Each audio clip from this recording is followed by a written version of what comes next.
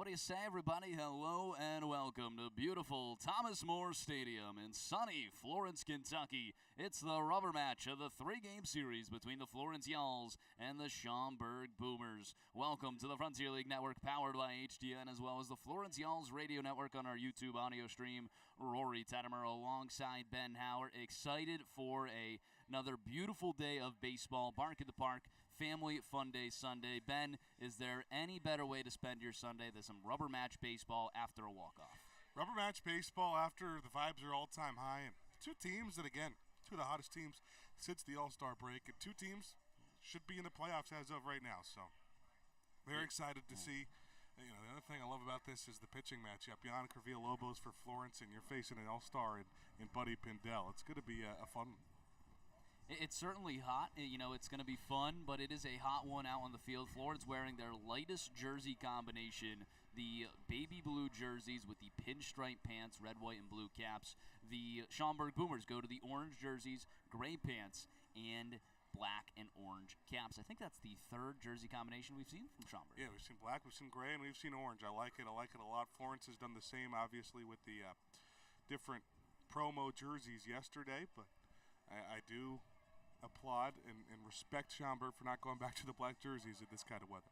Yeah, certainly so. Florence is going to be riding in hot. I mean, Ben, what are your takeaways off that walk-off win? Obviously, you were down on the field trying to get that interview with Brendan Bobo. I mean, almost a inconceivable walk-off.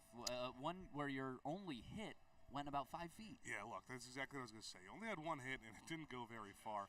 But you had some patient at-bats. You made things happen, and there were a couple of those walks were really good at-bats where you go down 0-2 and you just fight all the way back. But, I mean, that's baseball.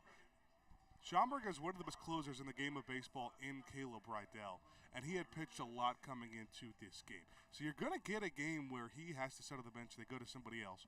You have to take advantage in those situations, and that's exactly what Florence did. So you got to give them all the credit in the world for doing what they needed to do and evening this series up with him on the bench. Now, because that all happened so late, and it ended the game, obviously, with it being a walk-off, didn't have as much time to talk about how great John Gerard was in relief. A big reason Florence able to have that opportunity with keeping them in the game. Florence, I mean, pitching as a total still kept them down to 3 runs with 2 rookies obviously pitching there, and Nathan McAvoy shut him down in the 9th. It was a really good job from the pitching staff yesterday, those 3 combining. It was obviously the debut of Fury combined with Gerard and McAvoy. They, did their job, gave Florence a chance to win this ball game. I mean, it looked bleak heading into that 7th inning, and all of a sudden they did pull their starting pitcher, Cole Zafiro, who put up, I think, one of the best performances I've seen against the Florence Y'alls as a total. 6 innings pitched, just 2 hits, no runs, no walks, 12 Ks. It was a clinic from Cole Zafiro, and Florence was happy to get him out of the game. Yeah, but there was a point, he was 13 batters through this Florence lineup, and he had 9 strikeouts in the first 13 batters. I mean, he was just dealing. He was he was mixing his pitches really well. That fastball, you could tell Florence just couldn't catch up to it. And then they went to some velocity in the 9th again with Tom Vincent that, again, Florence, looked like they were having hard times when Vincent was getting up 0-2, and then Florence would fight back every time and, just let Vincent make a mistake. Yeah, and he certainly did. Obviously, 2 walks, 2 hit by pitches, and the wild pitch is the thing that won it for Florence. Brendan Bobo comes home to score while Kyle Harbison is at the plate, and the Y'alls take home a 4-3 win. Moving on to 48-34 on the season. Schaumburg 47-36. Florence gains a spot in the wild card standings as it is, and the magic number is now what, Ben? 13 over Windy City. And Windy City with a loss as well to the Joliet Slammers. That's who they'll finish up their series with today. Evansville lost? Evansville did lose. Nice. So you get a game on them, now a game and a half behind them. Very good. Keeping that close going into next weekend is really what I want to see from Florence. Give themselves a chance to at least try and jump over them in the standings. It is a lot of playoff-ready baseball the rest of the way through for Florence. You're going to be facing the Lake Erie Crushers next week, as well as the Evansville Otters. Then you go the Crushers again and the Washington Wild Things right after that before seeing the Schaumburg Boomers and Windy City Thunderbolts to end the season. It is going to be a lot of fun. Let's take a look at both lineups today. First, for the away team Schaumburg Boomers, they're splitting up the lefties at the top of the order, but not by much. It's the Shortstop Alec Craig leading off, followed by the first baseman Kyle Fitzgerald. In the 3 slot, the third baseman Anthony Colarco batting cleanup, the left fielder Kellum Clark. Batting 5th, the right fielder Banks Tolley. In the 6th slot, the second baseman and lefty Chase Dawson. Batting 7th, the designated hitter Cole Turney. Batting 8th, doing the catching for the second day in a row, Alex Colarco. He had a home run yesterday, and rounding it out in center field is Cole Smith again against Yanniker Villalobos. Villalobos this season certainly has, been everything as advertised. 4-3 with a 5.03 ERA. His last time out was on Tuesday, so he draws a 2-start week here. 6 innings pitched, 9 hits, 3 runs, a walk, and 4 Ks. He's faced Schaumburg twice this season. Last time was June 17th at Schaumburg. 5 innings pitched, 5 hits, 3 runs, 3 walks, 2 Ks in a 15-7 loss, but that was not on Villalobos. First time he faced him, all the way back May 30th. 6 innings pitched, 6 hits, 1 run, 2 walks, 5 Ks. He's looked very good against this Boomers team. He has. He's looked very good as of late. It's just classic Villa where it's not always scoreless, and he's going to give up some hits, and you're going to think of the first few innings, man, I don't know if he's got his best stuff today. They've got 8 hits in the first 3 innings of this game. They've scored a couple of runs, and he just bounces back and just finds a groove. Again, not that he's retiring 9 straight, but just getting out of those jams, getting runners on base, and he always just turns it around. I think it says something, Manager Toby Hall had the option to, push Villa back again to another Tuesday, give him a couple more days off, and you could have thrown John Girard today. He was obviously the scheduled starter yesterday before the rain delay on Thursday and the postponement on Thursday shifted everyone up one. John Girard obviously ended up coming out of the pen in yesterday's ballgame. But you could have moved him to today's game, and instead he goes back to Villalobos. He wanted to see Villa here. You move Evan Webster to the 2-start week next week, but he wanted to see Villalobos against these Boomers, and let's see if it pays off for him. For Florence, let's take a look at their lineup. It'll be a new-look lineup in the debut of Oscar Serratos as a Florence Y'all. Leading off in left field, Milo Rushford. Batting second, the second baseman, Brett Blomquist. In the 3 slot, the first baseman, Hank Zeisler. Batting cleanup, the right fielder, Brendan Bobo. In the 5 slot, the designated hitter, Marcus Brodell. Batting 6th, the third baseman, Oscar Serratos. In the 7th slot, the center fielder, Cole Branham. Batting 8th, the shortstop, Dylan Baker. And rounding it out will be the catcher, Zach Pito. What are your thoughts on today's Florence lineup? I like Marcus Brodell right in the middle of that lineup, getting the start DH, getting another 2-start series. Last time they did that against Brockton, he had a very good series, actually a 3-start series. So I like seeing Brodell in the lineup. And Oscar Serratos, let's see what you could do. He already, pitched a couple of nice innings. We'll see what he can do at the plate. Hopefully we don't get into a point where he is pitching again I tonight. agree. Either way, I am actually excited to see him, pitching in the future because he was that dominant his last time out. But he does get the first start offensively over at third base. Gives Garrett Broussard a blow for the first time in what seems like forever. He came up to me last night and was like, hey, man, I finally get a day off. The Y'alls are out on the field. We're ready for the national anthem. Don't go anywhere. More Frontier League baseball coming up on the Frontier League Network, powered by HTN.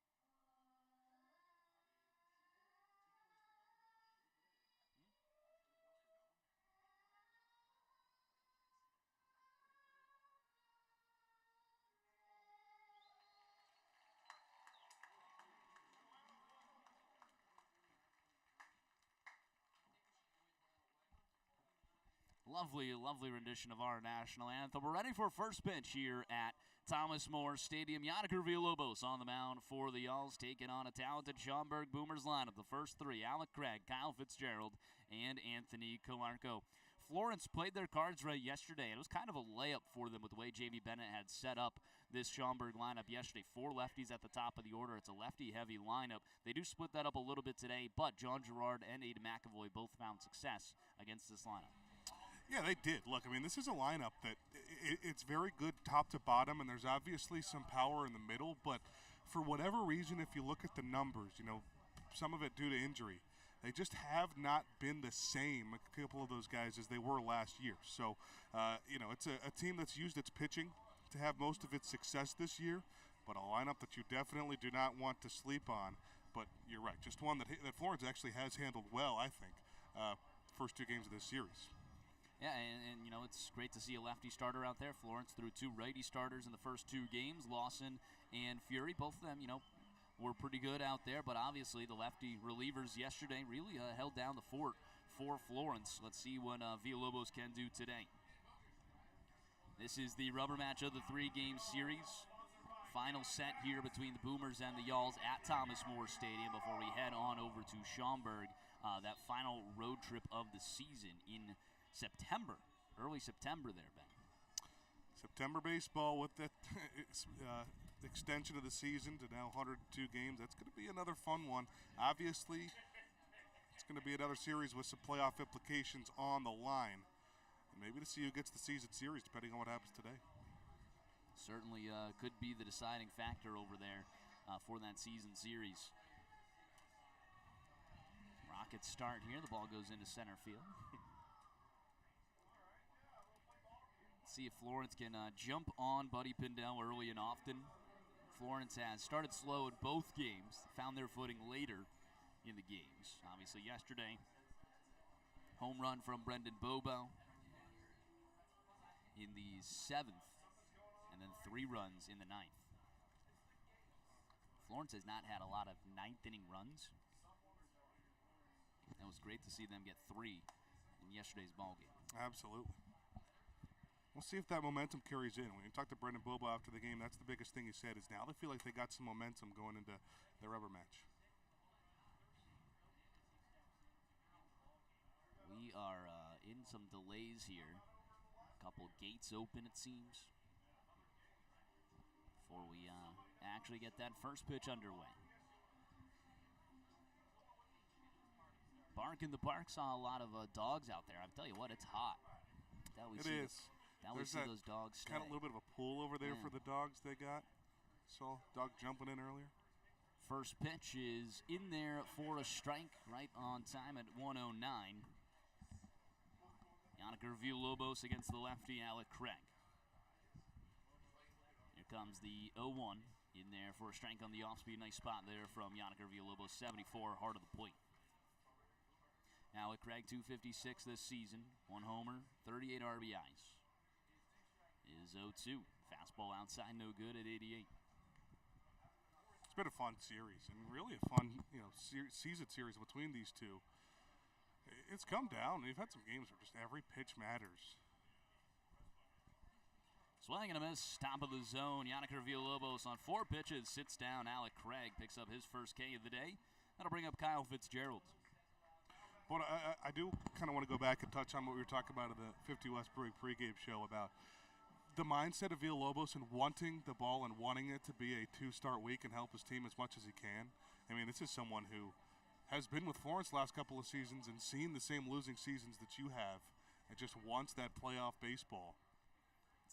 It's a big factor for sure. Yeah. I mean, you're talking about guys like Villalobos, Richardson, Zeisler that have been here a few years that, just have not had successful seasons, and they're really excited for some hopefully playoff baseball. That one misses upstairs. 2-0 the count to Fitzgerald. Villalobos is someone that, we'll see how it lines up, but obviously would likely pitch in a playoff series. 2-0. Skies it out towards right center field. Bobo with a beat on it towards the wall. It's out of here. Opposite field homer there from Kyle Fitzgerald. I think helped out a little bit by the wind. Off the bat, I did not think so. Maybe we'll see that today. The wind is blowing out to right, and you could tell it's not just off the bat, but the routes that Bobo and Brandon both took on, it looks like it was, they were going to settle in before the track, and then they just kept going back and back. And it actually didn't end up really being much of a wall scraper at all. It hit halfway up the second row of signs. I don't think Fitzgerald thought it was gone either. I mean, he was running hard out of the box. It's 1-0 Schaumburg. That one's sawed off down the left field line. 0-1 the count to Anthony Kalarnko. Villalobos is a guy who has not allowed a lot of home runs at all. Yeah. In fact, against Schaumburg, he's gone 11 innings without a homer, and now that is broken up on the second batter of the game. He's allowed just 5 homers this season across 73 1/3. That one runs high and inside to Kalarnko. A hit by pitch will grant him first.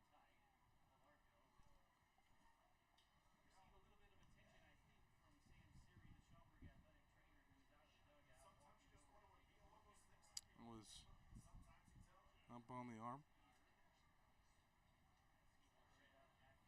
Checking out his hand. Yeah, it's always tough if you get hit on the hand.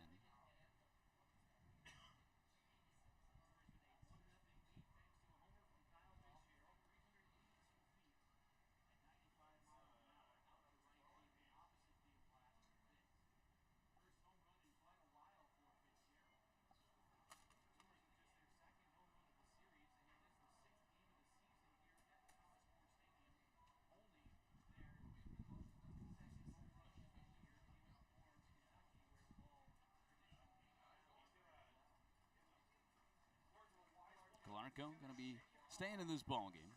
They're a long look at his hand.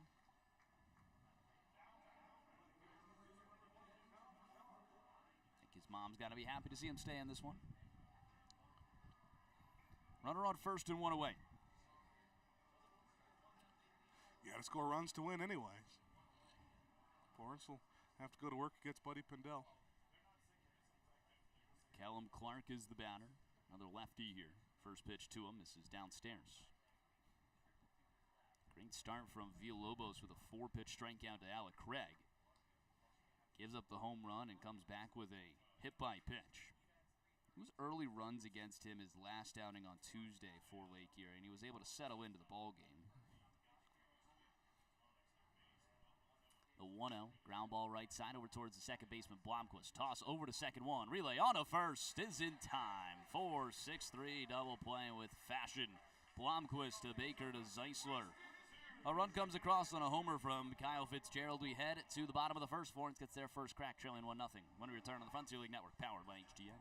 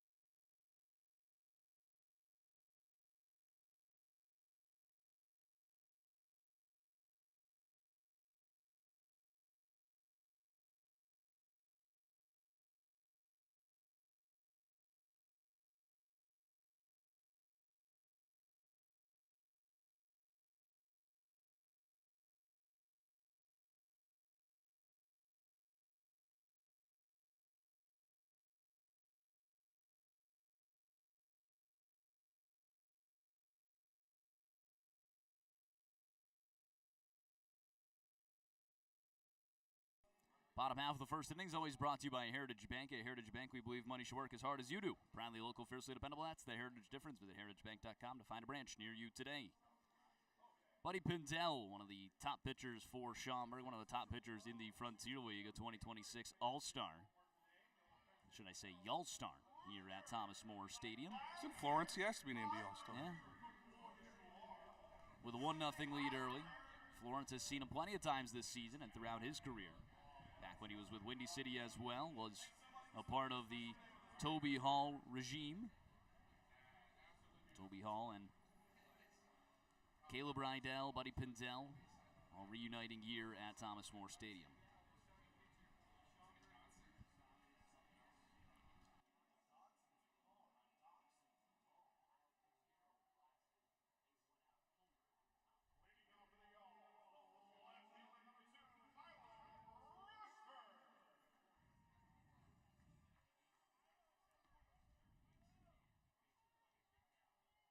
First pitch to Milo Rushford to lead things off. That one's in there for a strike. 90 miles per hour. Calarco charging in on that first pitch. He's playing in almost on the infield dirt over at third. Here's the 0-1. Misses downstairs. Milo Rushford yesterday 1 for 4 with 2 strikeouts. He's hitting .258 on the season, 401 on base, 442 slugging. 1-1 to the lefty, misses outside. Florence has faced Buddy Pindell several times, and there have been times where Buddy Pindell has just been dominant. There have been times where Florence has, even taken him out of the first inning with a lot of runs. So we'll see what we... I'd prefer the latter. Yeah, I do prefer the latter, no doubt. Here's the 2-1, fouls it away. I won a few cornhole games against Buddy Pindell and Caleb Rydell during the All-Star game. Those are accurate guys. Yeah. You're right. Just something about a Division III pitcher just threw them off. Maybe a few drinks too. The 2-2. Ground ball over towards the third baseman, Calarco. Throw across the diamond is in time. 5-3 on the put away. Brings up Brett Blomquist. Blomquist 1 for 3 with a run scored, a walk and a strikeout yesterday. He's hitting .319 in his spectacular rookie season.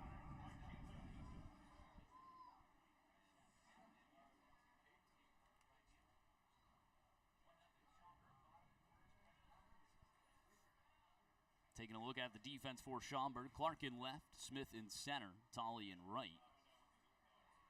Blomquist fouls the first pitch away. Anthony Calarco over at third. Craig at short. Dawson at second. Fitzgerald at first. And Alex Calarco doing the catching. On the iScore stat reports, just says A. Calarco for both of them. Doesn't give you the AN or AL as Blomquist skies went out towards right center field. That's well hit. Tolley at the wall. It bounces off the snappy sign. On the way to second is Brett Blomquist. He's in with a one-out double. Nice piece of opposite field hitting from Blomquist. He splits the gap and puts a runner in scoring position. It's a nice Taco Mama. Every day's a good day for a margarita. Taco Mama double. But Blomquist just keeps hitting this season. I'll tell you what, it doesn't feel like, he's had some series where it's like, wow, those numbers jump off the page at you. But it doesn't feel like he's had a whole lot of slumps this year. No. Like it's just been a consistent, steady, same numbers hitting 310 to 320 range. Well, there was a time where he wasn't even consistent in the lineup, Yeah. and that quickly had to change with the way that he was swinging the bat. Yeah, it was quick change. Again, opening day infield did not include Blomquist in it. First pitch to Hank Zeisler is in there for a strike. Bottom of the zone at 88. Zeisler yesterday was 0 for 3. The runs scored and 3 strikeouts. Not every day you see Zeisler with 3 Ks. Shows you how good Zviro was. Yeah. 351 average, 21 homers, and 86 RBIs. All those leading the team. Got a runner in scoring position in Blomquist and 1 away. 0-1, swing and a miss. Talk about 2 friends here able to face each other. And we're back in 2024 here at about Hank and Buddy's relationship. Now, if you have a friend named Buddy, do you just call him your buddy? I was literally just gonna say he's a buddy's buddy. Buddy the Elf, what's your favorite color? How many times do you think he's heard that? Probably a lot. Buddy Pindell, what's your favorite color? Has to have dressed up as the Elf at one point. I'd really hope. Yeah. 0-2. Ground ball right side. That'll move Blomquist over to third. Swallowing that up is Dawson. Throw on to first is in time. 4-3 on the put away with a runner just 90 feet away now for Brendan Bobo. You're asking a little bit of Bobo today with Zade Richardson out of the lineup to move him into that cleanup spot, which obviously he has had a lot of starts there this season. Is a very capable cleanup hitter.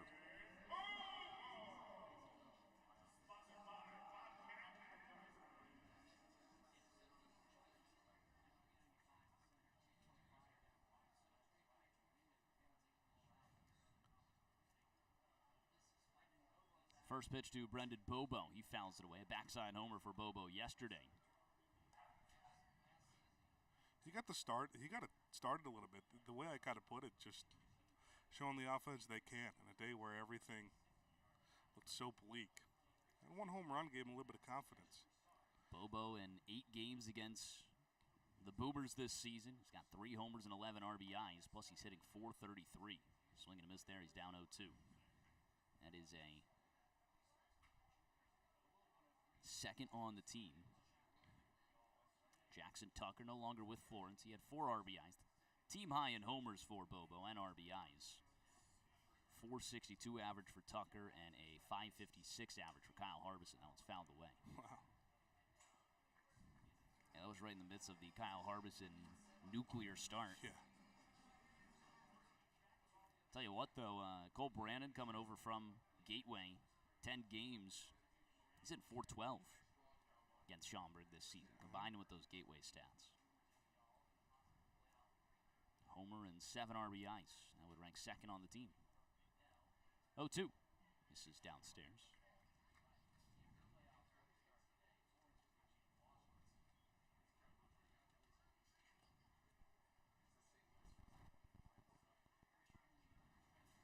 That stuff matters. Confidence in seeing a specific jersey, and obviously, third time we're seeing them, it's a lot of the same pitchers. 1-2, fouls it away. First inning approach. Just gotta, obviously what a score, but love to get Pindell's pitch count worked up. No doubt. Runner on third, 2 away. The 1-2 to Bobo. This is outside. Bobo against Buddy Pindell this season. 6 plate appearances. He's hitting .400 against them. A homer. He's 2 for 5.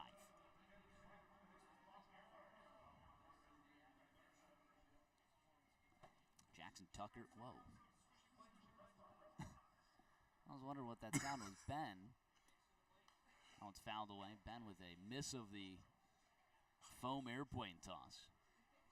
It hit upstairs, hit the awning on top, and then right onto the crowd mic. Brutal. That loud boom. 2-2 the count. That's one of the worst throws of anything today, anything this season from anyone. That was definitely, it's right next to the mic, too. That was loud in the headset. 2-2. Base hit into right field. That one gets through, and this game is tied. Brendan Bobo. What a looping single into right. 71 off the bat. Gets the job done. Yeah, it's a really good piece of hitting there for Bobo. A couple of the outs so far have been pretty hard hit. Everything's been on the ground, and a good shift for Schaumburg. This time, Bobo, hitting it through the shift. I'll tell you what, you're facing a pitcher as good as Pindell. It's important to get to him early.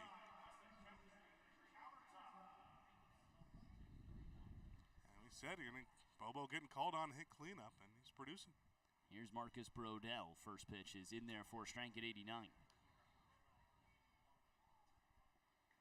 Florence is tying this game up at 1 in the bottom of the first. How about the last 2 hits for Brendan Bobo? 5 feet in front of home and then 71 off the bat. Why not? He'll take it. 0-1 pitch. Fastball upstairs, no good. Well, every time those things sort of happen, you think back to how many 95-mile-an-hour line drives he's got right at outfielders this year. 110-mile-per-hour ground outs. Yeah.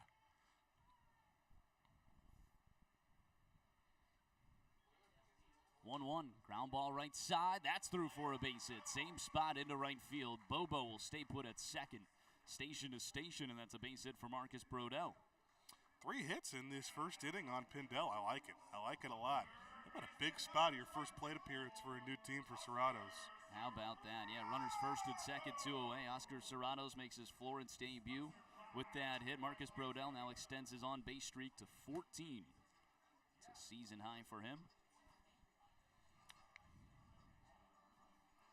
Oscar Serratos, acquired in the Isaac Milburn trade with Windy City, hitting .216, .345 with a .284 slugging.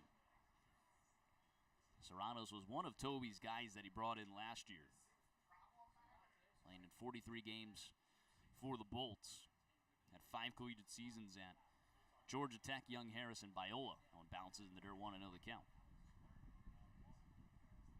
In college, he hit .313 with a .962 OPS, 33 homers, and 109 RBIs. It's phenomenal. His freshman year at Georgia Tech was outstanding. And obviously, Georgia Tech, an ACC program, very good program. Sophomore year, the numbers dipped. That's why he went a different route.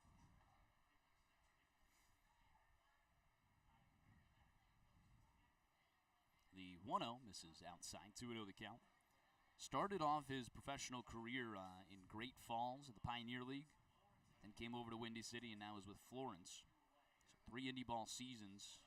Entering today, a .250 average, .334 on base, .382 slugging, 10 homers, 73 RBIs. 2-0 to Serratos, misses inside, hasn't got anything to hit yet. Yeah. 3-0. Runners first and second and 2 away.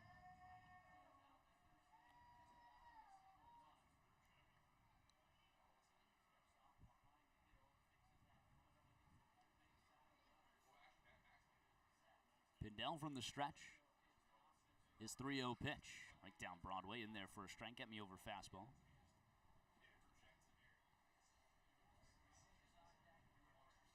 I just really like the move to go out and get Serratos. I think it really works, the fact that he can play the left side of the infield exactly like today. Getting Garrett Broussard a break, who really needs one. Yeah. Broussard was happy to get that break. Yeah. 3-1. This is upstairs. A 5-pitch walk to Serratos to load the bases for Cole Brannon. How about you keep the train moving? Yeah. 2 outs, the last 3 guys, couple of singles and a walk. Again, it's not that you need, a run right now, but this is already going to be a lot for Pindell to throw in the first inning. Good. That batters. That stuff you see Florence maybe getting the win yesterday because Zafiro only able to go 6. Yeah. It's totally different already than what we saw against Zafiro, who was through the first 2 times through the order had 12 Ks. Yeah.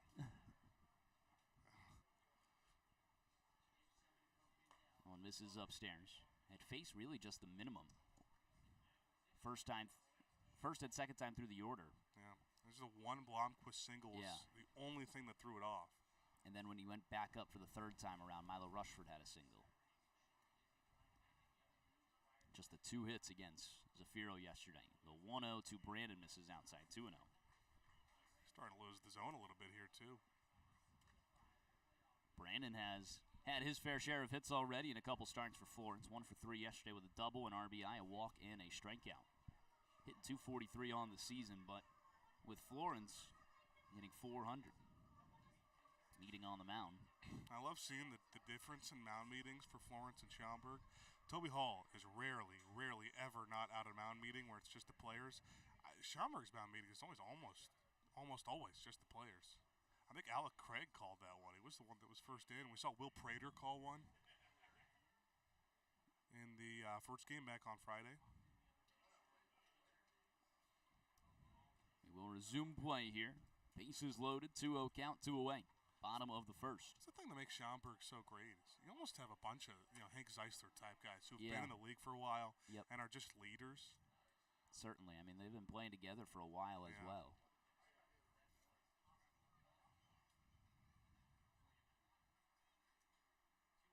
.2-0 to Brannon. He swings and cranks one into right field. That drops in for a base hit. Bobo will score easy. They're going to wave around Brodell. A stop sign, Serratos into second is Cole Brannon with a 2-run double. Florence takes a 3-1 lead. Buddy Pindell on the mound at Florence, everyone contributing. And Cole Brannon has just been great at his first week with Florence. That's another one that's turning out to be a pretty good move early. That was also the Wendy's double stack batter of the game.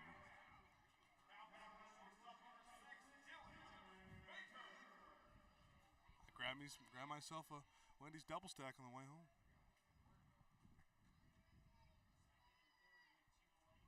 How about them just pounding that right side of the infield? Swing and a miss. Whoa, big hack there from Baker, 0-1. Well, I said that the first 2 outs, the Rushford and Zeisler groundouts, were both pretty solid pieces of contact on the ground. Just right at defenders. Cole Brannon is loving that right field line. Another big swing from Dylan Baker on the off-speed downstairs. Well, I am loving Cole Brandon in this start with Florence. Yeah. So. Again, we had mentioned it just kind of briefly. I don't even know if it was on the broadcast, but if he was doing that at Gateway, he's got about a 50-foot difference from that wall at Gateway versus the one here in right field. 0-2. Upstairs, no good. 1-2 the count. Runner second and third. There's two away. In the bottom of the first, Florence on top 3-1. Good rebuttal after a solo homer in the opening frame. Yannick Villalobos got to love what he sees from the offense early. The 1-2 to Baker blows it by him at 90. Florence trends 2 in scoring position, but they pick up 3 on a big 2-run double from Cole Brandon. We head to the top of the second when we return on the Frontier League Network, powered by HTM.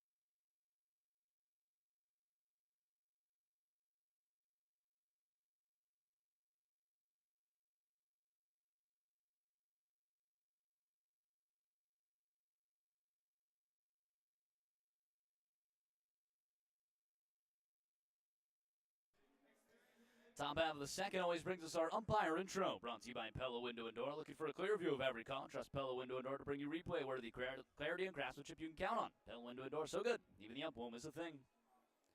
Banks Tolley, Chase Dawson, and Cole Turney will be the first 3 to face Yannick Villalobos. Florence with a 3-1 lead. The umpire crew today, behind home plate, Max Langley. Down the first baseline, Juan Rodriguez. And down the third baseline, the crew chief, Jose Navas. Florence used 5 hits. 4 hits in the opening frame. Pick up a 3-1 lead. And one misses downstairs to Banks Tolley. Tolley 1 for 3 yesterday with a walk and a strikeout. He's got 5 Ks in the series. Had a big 4 strikeout game on Friday. Golden sombrero. Platinum sombrero. Platinum 5? Platinum's 5. Sombrero is just 3, 2-0 swing and miss. So 3 is just called a hat trick. With a platinum sombrero.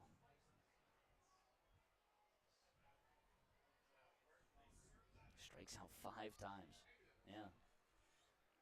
We had some sort of sombrero on the dugout yesterday. Olympic rings.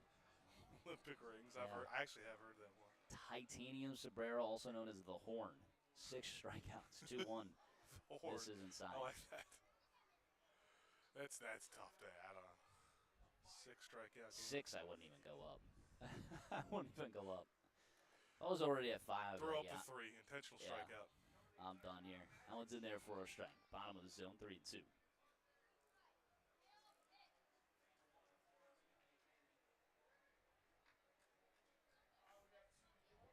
Banks Tolley, 293 average, 9 homers entering today. Skies that one down the third baseline. Foul territory. Serratos is all over it. He makes his first put out as a Florence Young. Brings up Chase Dawson.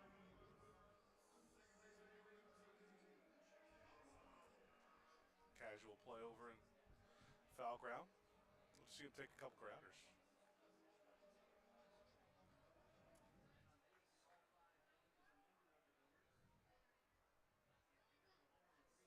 First pitch is outside. No good. Just teeing up on the outside of that strike zone there. Kissing the zone, as they would say. The 1-0. Top of the zone, no good.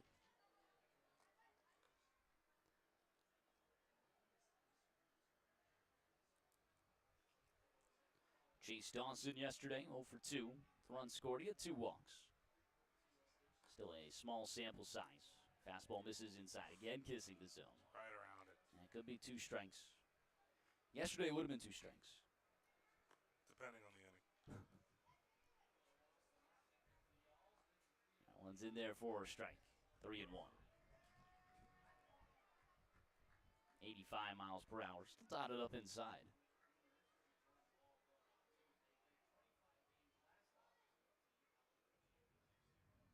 3-1.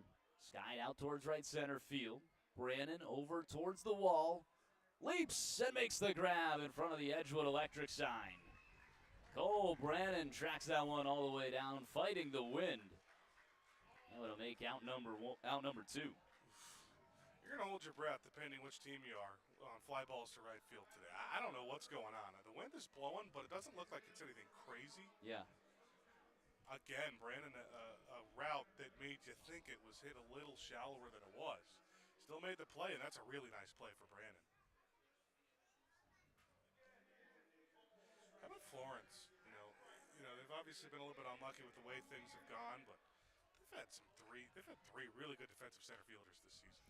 High hopper over towards Blomquist. He adjusts. Throw on to first is in time. And a 1-2-3 frame from Villalobos. Looking to add to a 3-1 lead when we return in the bottom of the second. Don't go anywhere. Florence Yells Baseball on the Frontier League Network, powered by HTN.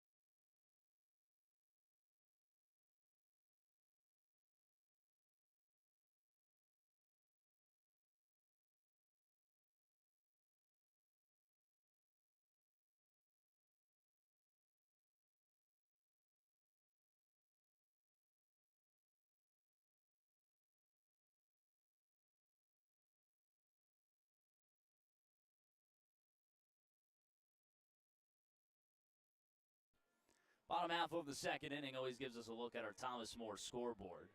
Always a scoreboard partner, Thomas More University. There you'll be able to take your life and your career as far as you want it to go. Apply or donate today at thomasmore.edu. Florence with a 3-1 lead on the Thomas More scoreboard. They sent 8 to the plate in the first. It'll be Zach Beadle to finish off the first time through for Buddy Pindell. Back up to the top of the order, Rushford and Blomquist.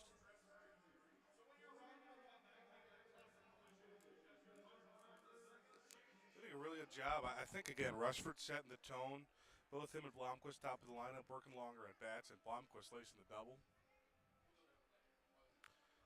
Taxing Pindell a little bit. Yeah. Florence, I mean, was just pounding that right side of the infield. Yeah. That hole between first and second.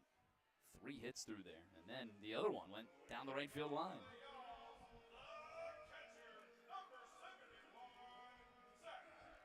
Speaking of Zach Beadle yesterday, it's a guy that used to catch Buddy Pindell. Yeah. Beadle was mentioning that Pindell had his number the last time out. So he's hoping to get a little revenge this time. First pitch to him. Big swing and a miss. Always a little bit of an advantage for a catcher who, obviously knows what to expect from a pitcher. Getting a different perspective. Someone who's caught him before.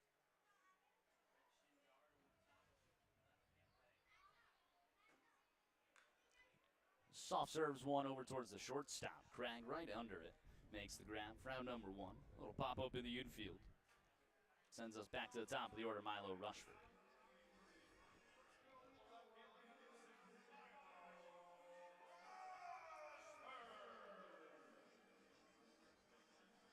Really good pitch to hit, just wrong part of the bat.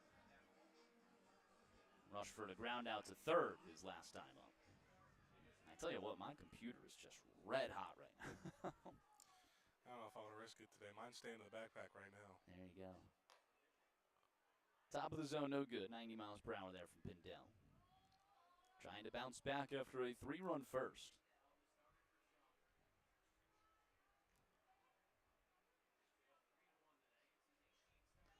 1-0, swing and a miss. 90 miles per hour, hard to the point. It's another one. He's sneaking that 90 past a few of these hitters. Florence, I mean, even dating back to yesterday, just couldn't hit fastballs in the zone. I mean, it throws everything off when you're off of fastball timing. The 1-1 misses outside, 2-1.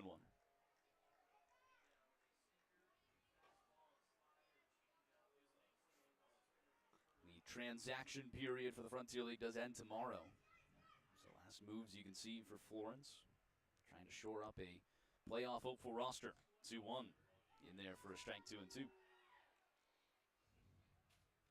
See what type of moves Florence has in mind to try and get themselves over the hump.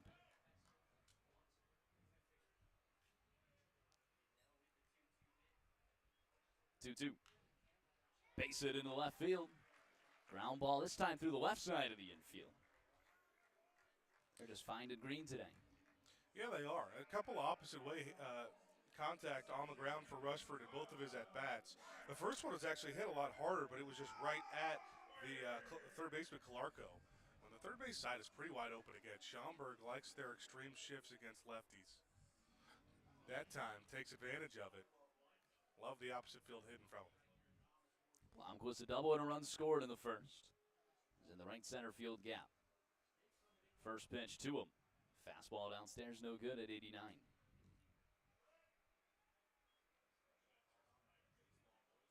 Got Tettemer trivia coming up next inning. Gotta figure out which question I'll go to. You know, yesterday was a layup. The day before that was a layup. A layup? Yeah, the Field of Dreams game, and then obviously Baez yesterday. There's another base hit through the left side of the infield. Florence just picking a spot in the inning and saying, let's just all hit it there. It might be. I'll tell you, they're getting hits in different kinds of ways, too. It's not like they're totally piecing them. They did have a couple of really hard base hits, and they're seeing them well, but another 78 mile an hour off the bat one there. Second hit of the day for Blomquist. Runners first and second, one away for Hank Zeisler. When you were saying layup, I thought you were meaning the question. No, not the question. Yeah. Yeah, no, not the question.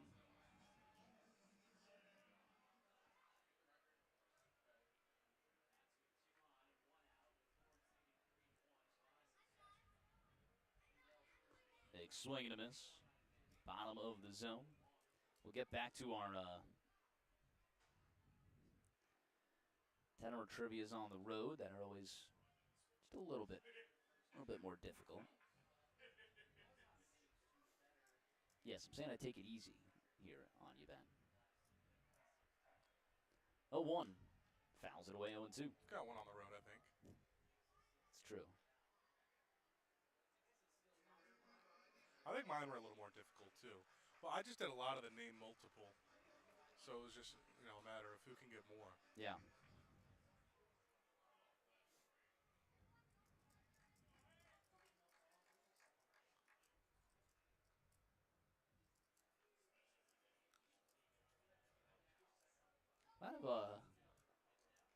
Not so much action today in the seeding bowl, but there's a good amount of action on the concourse. Yeah. Especially in that classic collision party patio. That's like the only shaded spot right now, unless you have a table. 0-2, ground ball over towards the second baseman. Toss to second, one, relay on to first is in time, and an inning-ending double play. Florence picks up 2 hits and strands a runner in scoring position. Heading to the top of the third, a 3-1 lead. When we return, it's time for Tettemer Trivia. Don't go anywhere. More Florence Y'all's baseball coming up.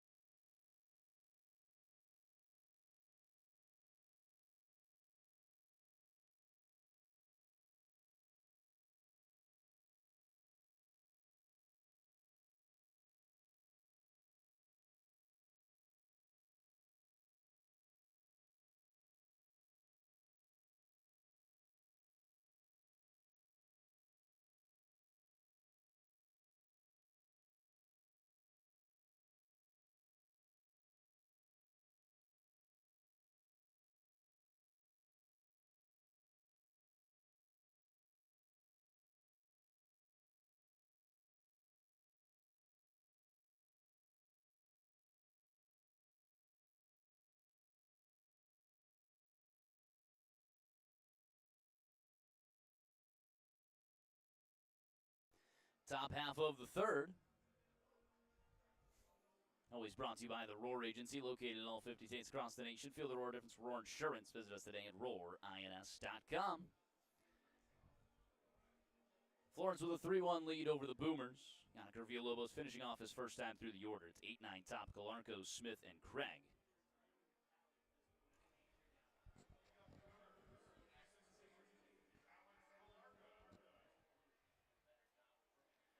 First pitch to Calarco is in there for a strike, bottom of the zone. Top half of the third always brings us our Tettemer trivia, way it works every day question. Top half of the third, give you guys the answer in the bottom half. You have the opportunity to play along. Head on over to Twitter. Question is live. It's Art Tettemer 9 or Florence _Yalls. Comment your guess in the comment section. I'll shout you out here on the broadcast.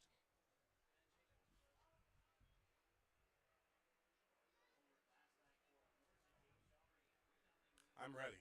You're ready? Before you ask the question. You're ready for it? I'm proactive today. Waiting for this pitch. The 0-2. This is downstairs. So our question of the day, it's an interesting one. It revolves around Esmeralda Valdez in July. You familiar with Valdez? Yeah, of course. Slugging pirate that just burst onto the scene in July. That one misses upstairs, 2-2. So in July, Esmeralda Valdez recorded 25 RBIs, 15 walks, and 8 homers. Again, 25 RBIs, 15 walks, and 8 homers. An incredible month for a rookie. That one's fouled down the third base line.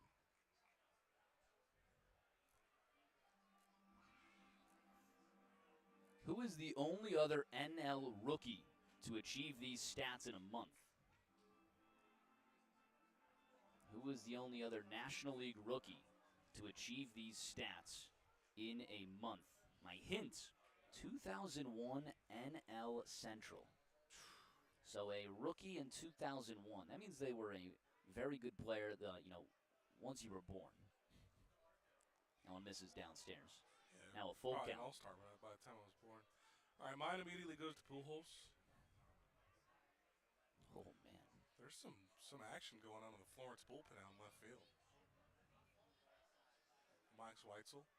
You're right, Whitesell is warming up. Ground ball over towards the third baseman, Serrano. Swallows it up, throw on to first is in time. 5-3 on the put away of Calarco. It's interesting. Is he down in velo? 88.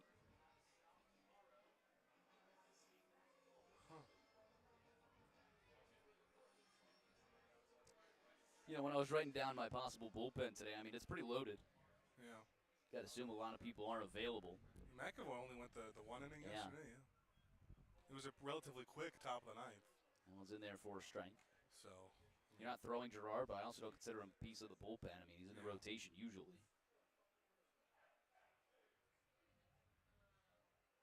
We did talk about it. If you're not considering him in the bullpen, Milburn, your long relief guy out, it's probably Weitzel's the next long relief option. Yeah. He's really the only other one that's gone, more than 2 innings this year. Yeah, but you haven't seen John Costa.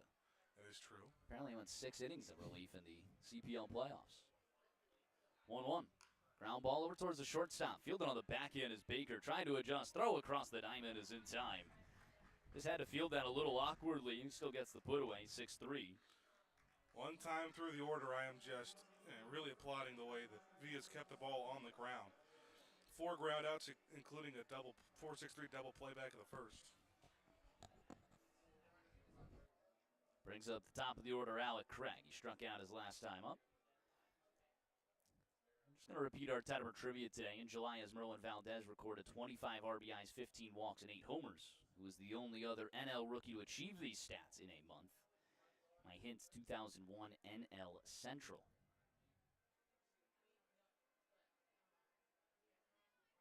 1-0. In there for a strike. I do really like Pujols. It's kind of what I'm leaning right now. Say it's definitely like an NL rookie you're going to know. 1-1. This is upstairs. Yesterday, went with my first thought, pulled the trigger and got it. That was perhaps the best year for rookies, perhaps in history. Yeah. Ichiro on one side, Pujols on the other.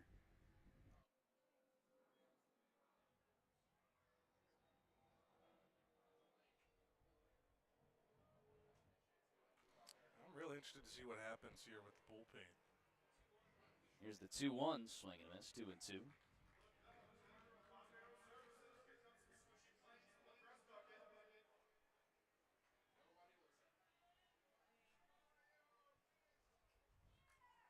My plane actually made it down to the seats this time.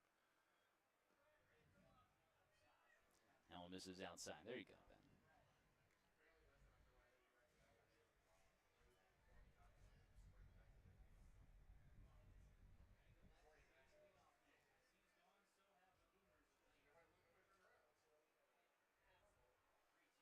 Three-two. Ooh, misses inside, connecting on the zone on Trackman. Does not get the call. That is a 2-out walk for Alec Craig. Brings up Kyle Fitzgerald. Craig walks a lot, but now you bring up the game-tying run. Yeah. Someone who homered last time he was up. I like that pitch a lot. I think it's a strike. That's definitely in there, that's for sure. It's one you'd win on ABS. I might just do honors code with the broadcasters who have the track man up here. Should be. Yeah, we call it fair. First pitch. Misses outside.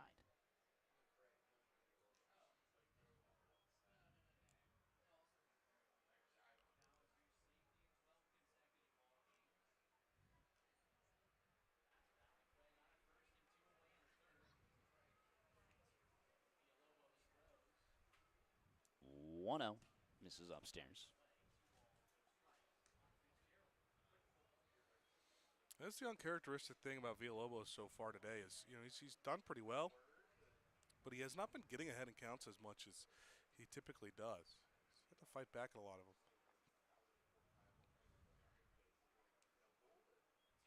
2-0. Hard hit into left field. In comes Rushford at one hops in front of him, and he has to adjust with a leap. Second hit of the day for Kyle Fitzgerald. Runners first and second. With 2 away for the reigning Frontier League MVP, Anthony Camarco.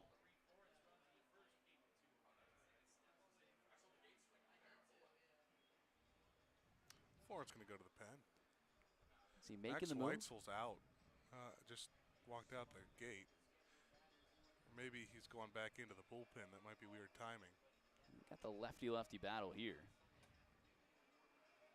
Weitzel did climb over into the seating area Yeah. of the Florence bullpen.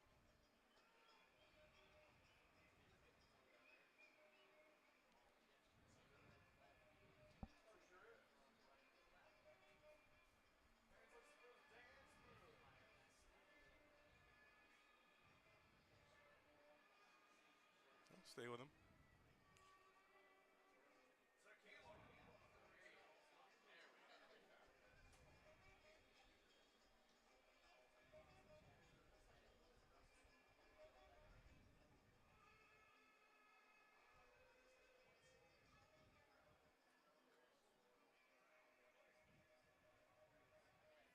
We are seeing the split up of the Florence Y'all's analytics crew.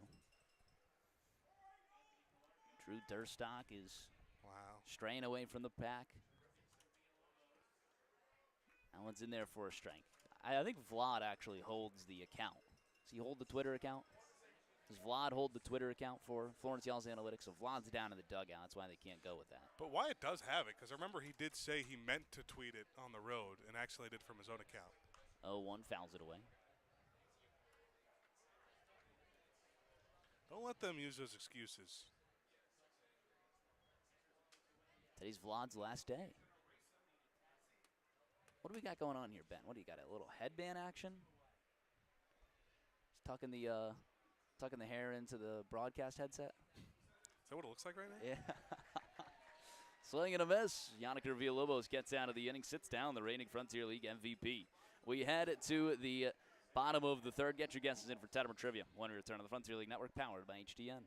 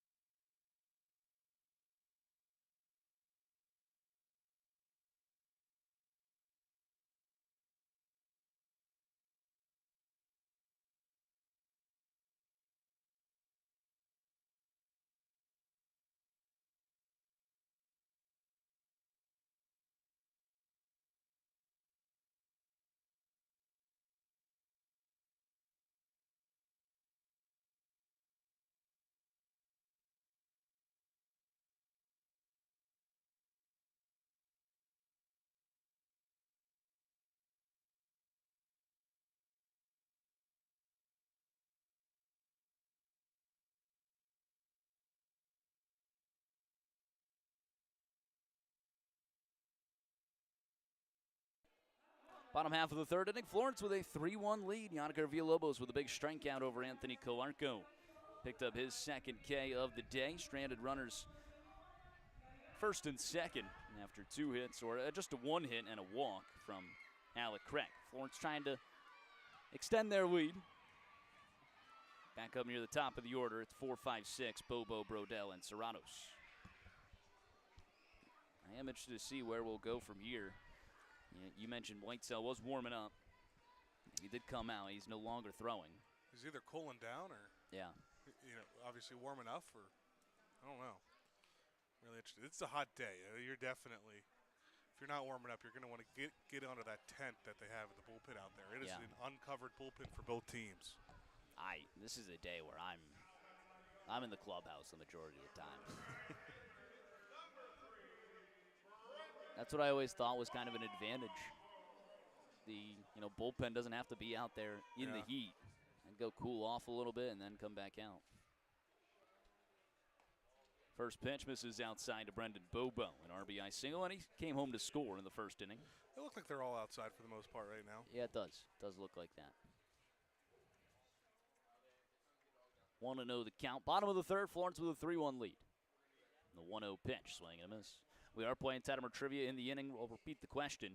In July, as Merlin Valdez recorded 25 RBIs, 15 walks, and 8 homers. He was the only other NL rookie to achieve these stats in a month. 2001 NL Central is my hint. The 1-1 fouls it away down the left field line over towards the Furniture Fair Terrace Club. I'll lock in Pujols. You'll lock in Pujols. You'll be among the clubhouse favorite. A lot of people going Pujols. This makes me think it's not Pujols. You already locked in. Here's the 1-2. Top of the zone, no good. I'll never go with someone no one's ever heard of or you can't get. Like the JP era something yesterday. Yeah. Even the ones from this year. Chase DeLauder, I think you could have got, but you might have been confused because his debut technically happened in the playoffs. Those stats just didn't count. Jose Fernandez would have been tough, but once you said it, you remember that game. But I don't think I would have been able to grab that without the mention.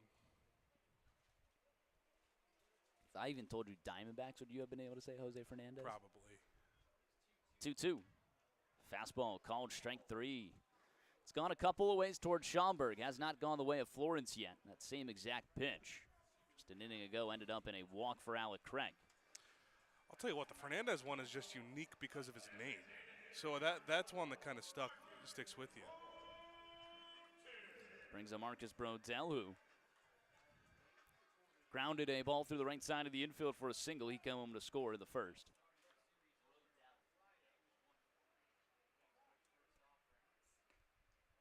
First pitch misses outside. So with one away, I can start reading the other hints. You obviously locked in Albert Pujols. Rich Tettemer and Drew Durstock is going to go say that's the collective group of the Florence Y'alls Analytics, also with Albert Pujols. The 1-0 to Bobo. Fastball misses outside. Tyler Douglas also said Pujols. Zach Jury said Adam Dunn. Cam Beatty said Aramis Ramirez or Derek Lee. How about those on the broadcast? That one's fouled away.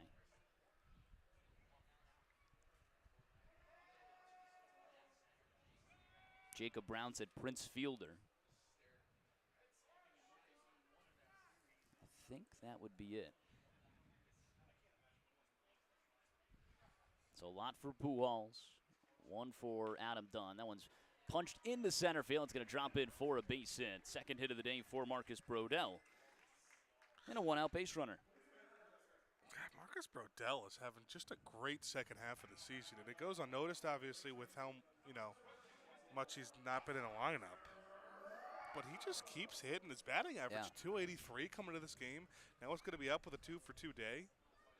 The 8 homers and 39 ribbies. We had a really fun conversation with Brodell last night. Yeah. On a late night chat.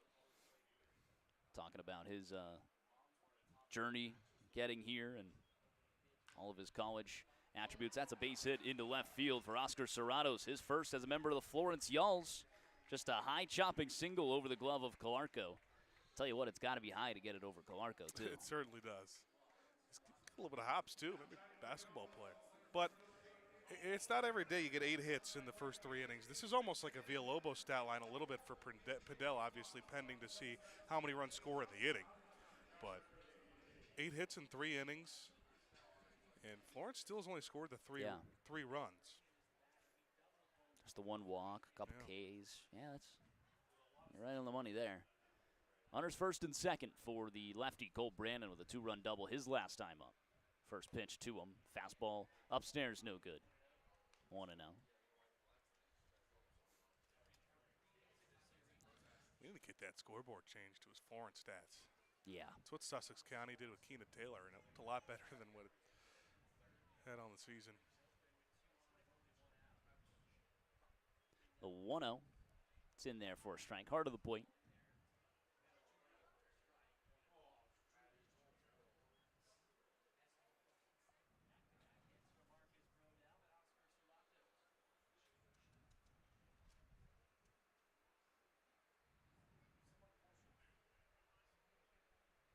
Look back at second. The 1-1 to Brandon. Swing and a miss. 90 miles per hour there. Again, got that fastball middle. Wanted all of that one, too. Yeah, he did.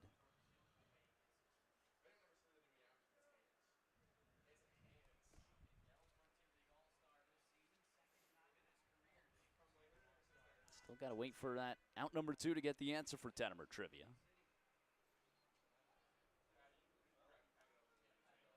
Pindell, the 1-2. Fastball, no good. Trying to locate that on the outside. Has not had the success he would like. Tell you what, those Thornbush purple umbrellas look good. They do. Keeping a good amount of fans cool. All different colors around the ballpark. And a dog. Dog getting cool under that Thornbush umbrella. Just don't let him get any of that Thornbush cocktail. The 2-2. Swing and a miss. Top of the zone. Brandon down on strikes. He chases the high cheddar. Third K of the game for Pindell. 2 away in the third. That's a little Villalobos, so getting the strikeout when he needs it. Brings up Dylan Baker.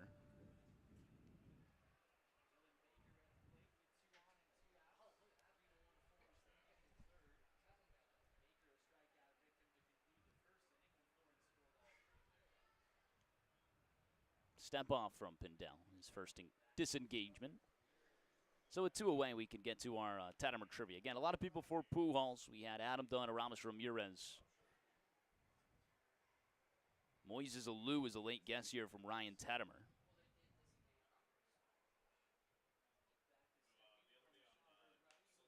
Dylan Baker skies the first pitch. He sees foul and out of play. Also had Derek Lee from Cambidi. So, Ben, you were on the train of just saying, let's pick the Rookie of the Year. Let's pick one of the greatest first basemen of all time, future Hall of Famer Albert Pujols. Well, much like everyone else, everyone choosing Pujols here. I do have to say that's the incorrect NL Central member in 2001. And you're going to be upset because in August of 2001, it was a Cincinnati Red. Think you could guess who it was? Dunn would be my guess. Skied foul behind home plate. Right in front of us, that would have been a good chance if it had the distance. Your second guess would have been right. It was Adam Dunn, August of 2001. Reached all 3 of those stats in a single calendar month. So as Merlin Valdez for the first time since Adam Dunn back in 2001. Our correct answer for today's Tettemer trivia, none other than Zach Jury. Congratulations to the stadium operations manager for Florence, Zach Jury, with a big win on Tettemer trivia this fine Sunday afternoon. The walks and the home runs, combine those 2, would have made sense. What was the other stat? RBIs? RBIs, yeah. 25 ribbies. That is tough in a month. Here's the 1-2. This is upstairs. Adam Dunn is a player who just would be appreciated so much more if he was playing it today than when he did. Obviously, with batting average getting appreciated a little bit less and the power numbers getting appreciated more.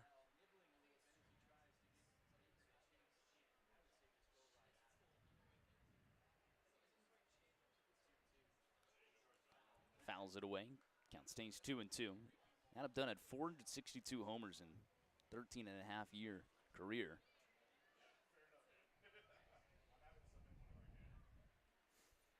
Think he could still slug one today? Let's try it. Let's get him out here. Try and get to that 400 number. Why not? 38 cranks away from it. 2-2. Swing and a miss. Bottom of the zone. Out of the glove of Calarco. Throw goes down to first. It is in time. Florence picks up 2 singles but can't do anything with them. Heading to the top of the 4th, they carry a 3-1 lead when we return on the Frontier League Network, powered by HDN.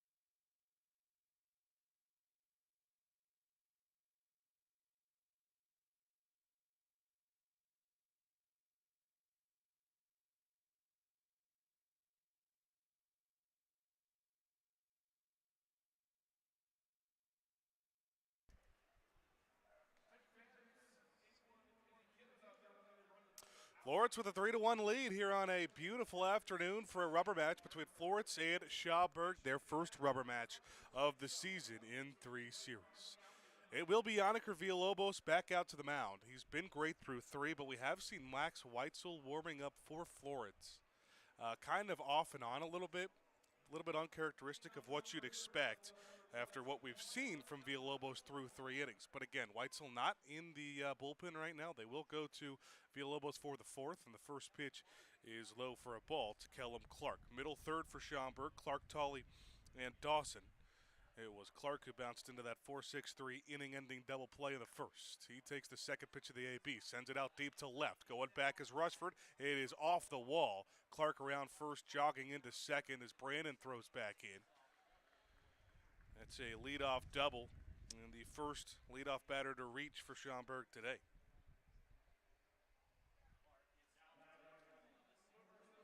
Opposite field hitting. Again, wind blowing out a little bit more to the right than left. I thought that one had a chance to get out of here. And Schaumburg's in business, trailing by 2. Brings up Banks Tolley.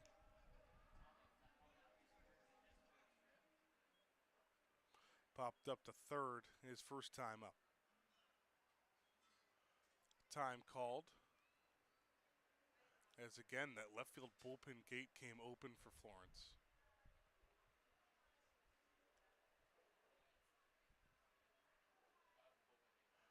Or it looks like Weitzel will go right back and warm up.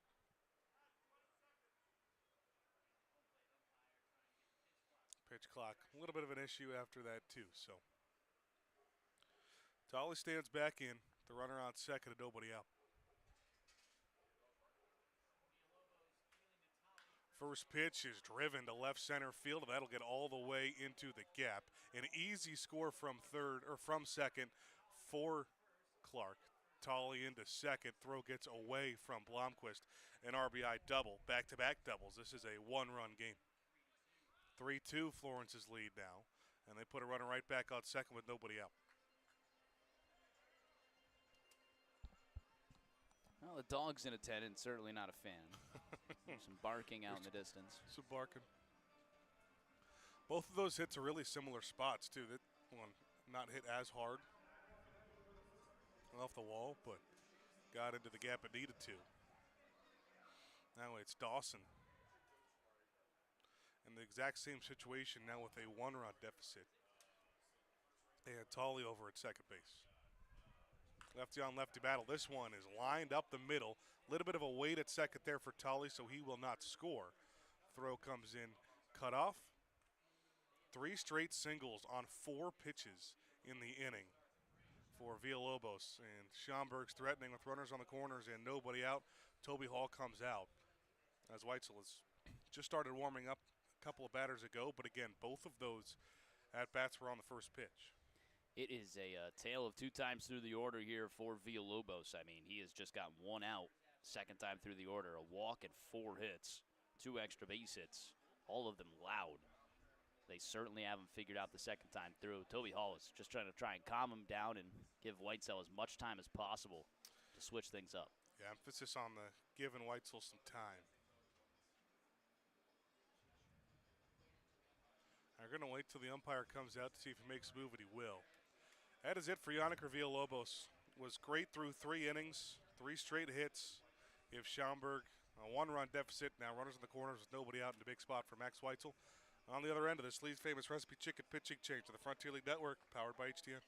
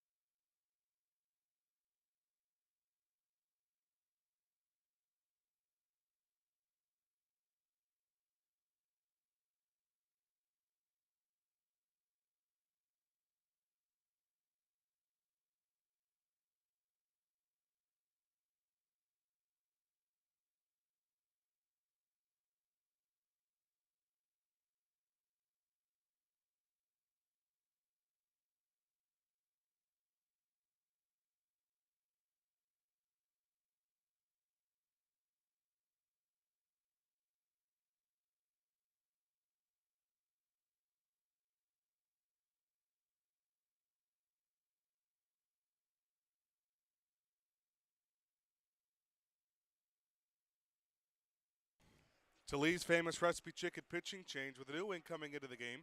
You could pick up the best wings of the tri-state area at Lee's famous recipe chicken. A little bit earlier than we expected. Yannick Villalobos only able to go 3+. The book is still open, 2 earned runs on him. And starting to waver the second time through the order. The velocity was down. Couple of first pitch hard hits after a 2-pitch AB resulted in a double. So 1 run across. Weitzel inherits runners on the corners with nobody out. That ball is a foul ball off of the first base umpire. First and third, nobody out. Weitzel has done both of, fireman situations for Florence, coming in these tough situations. Also giving him a couple of innings. Priority number one right now would be somehow getting out of the inning unscathed with Cole Turney at the plate, who just laced that foul ball off of Juan Rodriguez over at first. 0-1, now a foul ball out of play the left side, so Weitzel gets started off 0-2.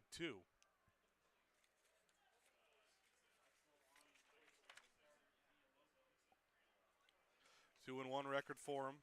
Still a little bit fresh off of the IL. He's got a 5.09 ERA on the season, 42 thirds innings pitched, 33 strikeouts to 23 walks.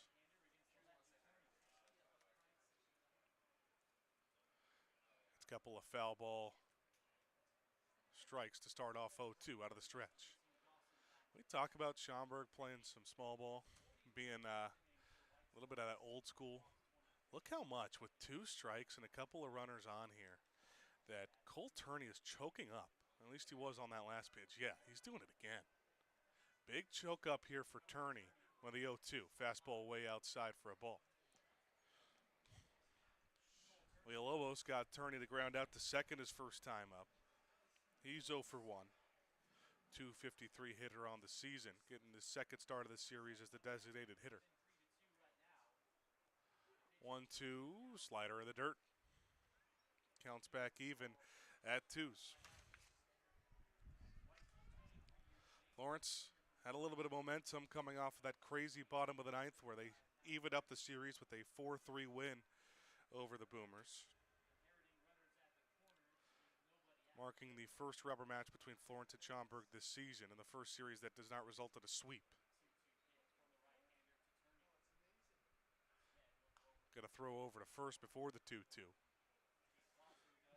Dawson not far off the bag. Tolley over at third. Clark already across in the inning, a 3-2 Florence lead.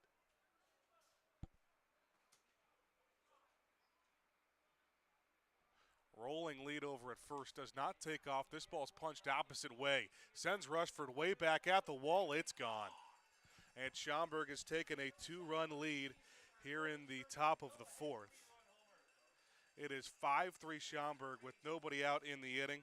Double, single home run from the 4 through 7 spots of the lineup for the Boomers.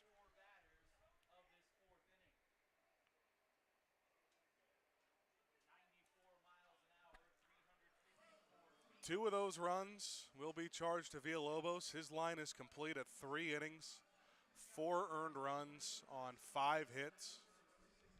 Again, he looked really good through the first time, through the order. Clean slate now for Alex Calarco and Max Weitzel, who offers the first pitch off the plate. I'll have to go back to work. I do have 8 hits at the plate through 3 innings. 3 runs, all of them coming in the first, but they've left runners on in the second and third innings here. 1-0 is a fastball up and away, and now Weitzel's dancing around the zone. After a couple of foul balls, count went all the way full on the last batter, and then he had to put a pitch into the zone that Turney got all of for his 7th home run of the season.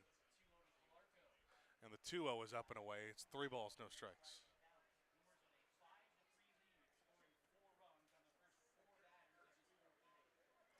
Was the 8th home run of the season that Weitzel has given up this year. That is the most of any reliever. Barely catches the zone on a get-me-over fastball here to Alex Calarco. Puts the count at 3-1. Well, Calarco's hitting 8th for Schaumburg, but he's still hitting .281 of the season with 7 homers. He's going to hit one out to left. This one playable by Rushford, who makes a late adjustment back in front of the track and gloves it for the first out of the inning. Took a while to get that first out of the inning, but finally gets it here to Calarco. 1 down. Now Cole Smith comes up. So another righty. Looks like they're going to start warming for Florence out in the left field bullpen.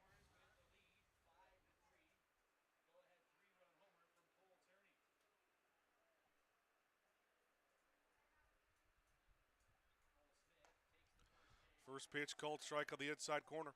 Florence pitching had only allowed 1 home run in the series coming into today. Came off the bat of Alex Calarco yesterday. But now you get the solo shot for Kyle Fitzgerald and that 3-run go-ahead home run from Cole Turney. One given up by Villalobos, one by Weitzel. This one popped up, foul territory right side. Zeisler over, he's got it right on that Thornbush whiskey sign. Couple of outs on a fly ball and a pop-up after that home run. Back to the top of the lineup. Third time for Alec Craig. Struck out and then walked his last time on a questionable ball 4 call. But if there's anyone that knows the zone very well, it's Craig. Franchise all-time leader in walks. Also a 400 hit career with Schaumburg. First offering to him's inside for a ball. Strikeout at his first plate appearance. He was one of just 2 strikeout victims on the afternoon for Villalobos. Slider misses out, 2-0. Florence still out hitting Schaumburg 8-6, but again, they've left 5 runners on already through 3 innings against the all-star Buddy Pindell.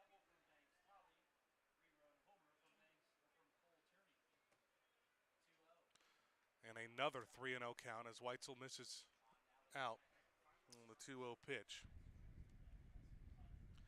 Craig's another guy that's just tough to let on base because he's got a lot of speed, steals a lot of bases, a really good runner. Get me over pitch, cold strike once again on that outside corner. A sweep for Florence, the first time these two teams faced each other in Florence, a very hurt Schaumburg team. A sweep for Schaumburg when they played at the Boomers' place. Florence was on a losing streak at the time.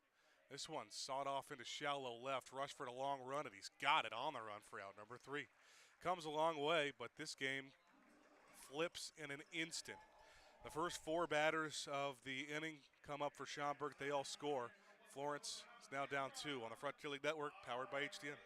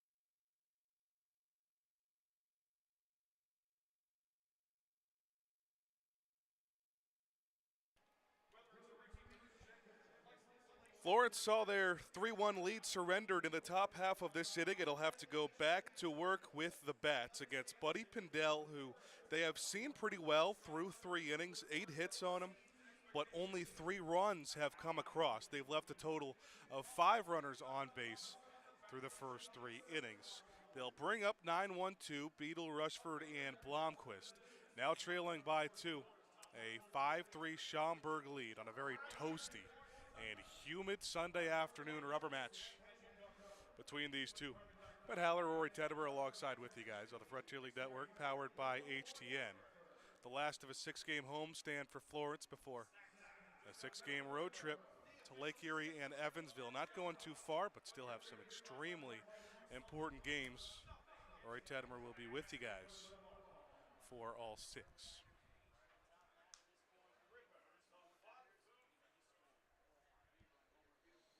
4 hits in the first, 2 hits in each of the last 2 innings for Florence. Zach Beadle comes up for the second time. Awkward contact popped up to short. His first time up against his former teammate, Buddy Padell.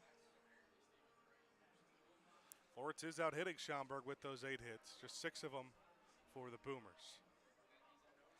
The difference is they've only left 2 batters on this game.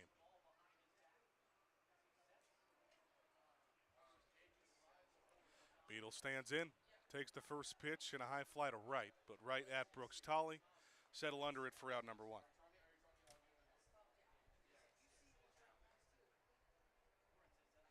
Was 4 runs on 4 hits.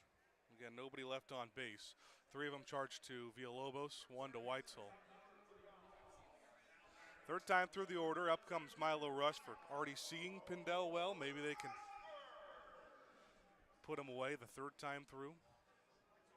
Rory mentioned there's been good outings and bad outings against Florence and Pindell's time with both Windy City and now Schaumburg. First pitch is a fastball cold strike on the outside quarter to Rushford. It's got a hard ground out and a single. Both contact opposite way on the ground through the left side. They do lessen the shift a little bit. Shortstop Craig playing a little bit more to his left. Swing and a miss. I guess that would be his right, but our left. Rushford's down 0-2 here. For the larger part this season, Florence has done a nice job bouncing back when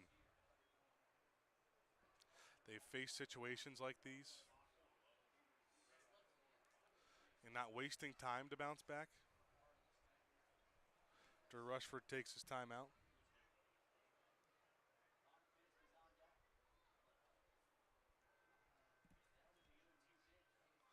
0-2 runs inside. Pindell with those 8 hits and 3 runs of the 3 innings. He's walked just 1 batter. Does have 4 strikeouts. 3 of the 4 coming back in the third. 3 strikeouts, 2 singles was the bottom of the third for Florence. Hard grounder left side again. This time they work out of that shift and Craig makes a play over to first. A good pick by Fitzgerald. 2 down to start the inning for the first time this game for Pindell.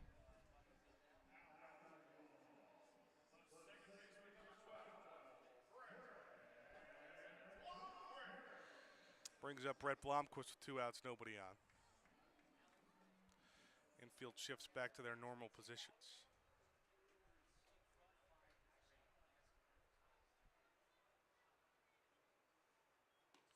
Pindell slips on the mound on that first pitch and immediately grabs his leg.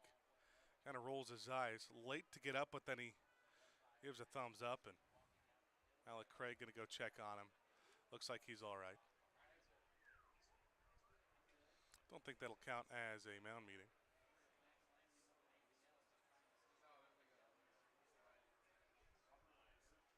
It's the first time we've seen anybody slip on that mound today. Blomquist is working on a 2-for-2 day with a single and a double. Last Sunday at Brockton, he had a single-double home run early in the first 4 innings of the game. Triple shy for the cycle. Never ended up getting it. First pitch is served back up the middle. A 3rd hit in 4 innings for Blomquist as he cruises into first base. Stay hot, Brett.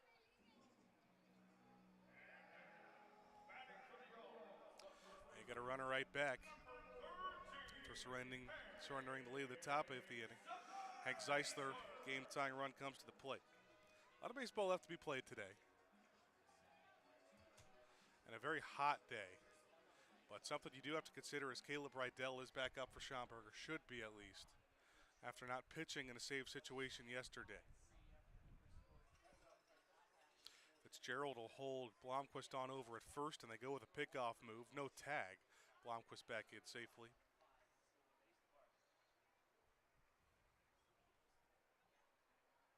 It was the 9th hit of the game for Florence hitting on Pindell.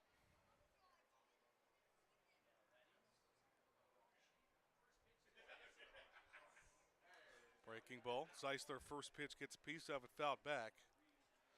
After his ground out and his double play today, he's now 1 for 9 on the series, 3 strikeouts, a lot of balls on the ground. The 1 hit was a solo homer back on Friday. It was just their 2nd run of the game there.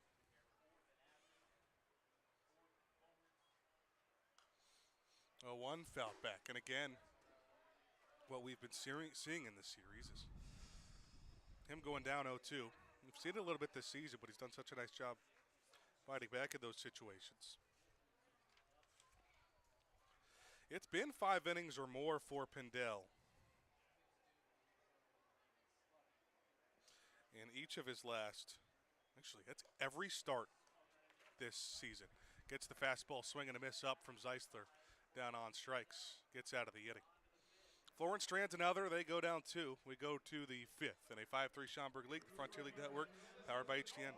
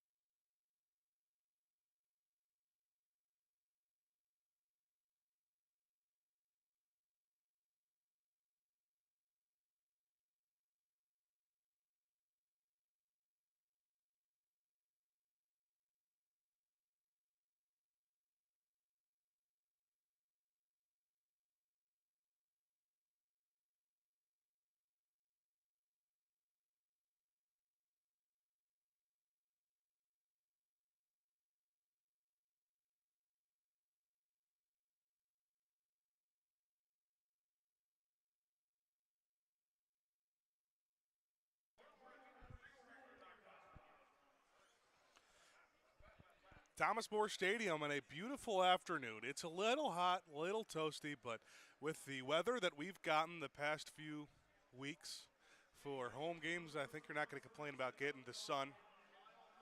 Clear blue skies as Florence trails by 2 here, the 5th. Max Weitzel out to start his first inning. Came in with nobody out, runners on the corners back in the 4th. Gave up a 3-run home run that gave Schaumburg the lead. He retired the next 3 batters. Now we'll face the meat of the Schaumburg lineup. Fitzgerald, Calarco, and Clark. Fitzgerald homer to the 1st, singled back in the 3rd. He's 2 for 2. Down 0-1 after that swing and a miss, though. And now gets hit on the back. Leadoff runner on again for the Boomers. Square in the back, right in the middle of that 5 number. Couple of laughs between him and Anthony Calarco. Seems to be doing okay. Got a short check from their trainer, but he's going to walk down first.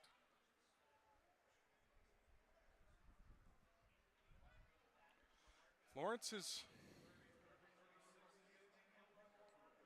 gotten runners on. 9 hits on the day. They have stranded 6 now on the offensive side. Schaumburg has only stranded the 2. Up comes Anthony Calarco with a runner on first and nobody out.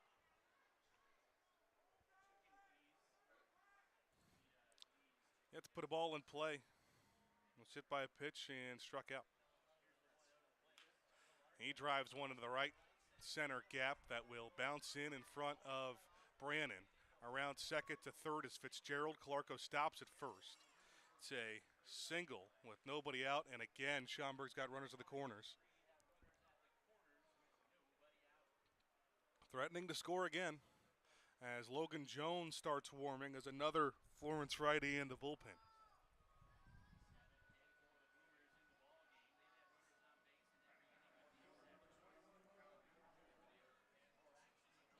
Up comes Kellum Clark. Weitzel's been the fireman of these situations. He is trying to get out of another tough one after the hit by pitch and the single. First pitch breaking ball fouled into the Schaumburg dugout. Nice play made by somebody in that dugout. It was Clark who led off the fourth with a double. It came around to score on the Tolley double. So many big power hitters in the middle of the Schaumburg lineup. Clark square in the middle with 10 homers at 64 RBIs. Hitting over 300 on the season. He laces one hard into right field that'll score a run. Calarco went to the ground to avoid getting hit and making a dead ball out, so he only gets to second. Clark into first, RBI single. Nobody out of the inning. It is now 6-3 Schaumburg. Toby Hall is out to slowly walk, make a visit on the mound. He's got some words for Max Langley behind the plate. And he's asking the first base umpire, Juan Rodriguez, if it hit his foot, and Rodriguez is saying no, it didn't.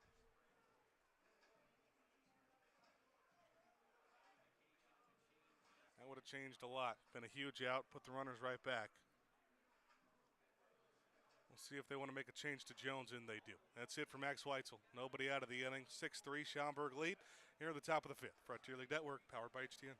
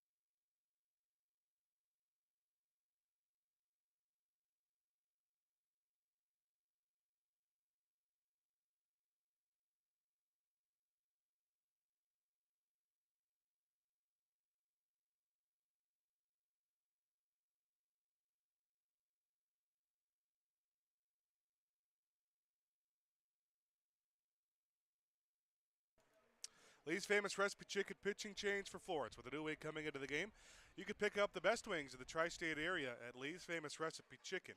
It's Logan Jones coming in for Max Weitzel. Runners on first at second. Jones comes in with nobody out, and a 6-3 deficit already won across in the inning here in the top of the fifth. At a rubber match between Schaumburg and Florence. Florence bats have their work cut out for them, but right now the task at hand is limiting the damage in the inning with Banks Tully after the RBI double at the plate. 1 for 2 with that RBI double. Has also popped up to third. First pitch is in there for a strike. Jones this season is 1-1 with a 6.53 ERA, 20 2/3 innings pitched.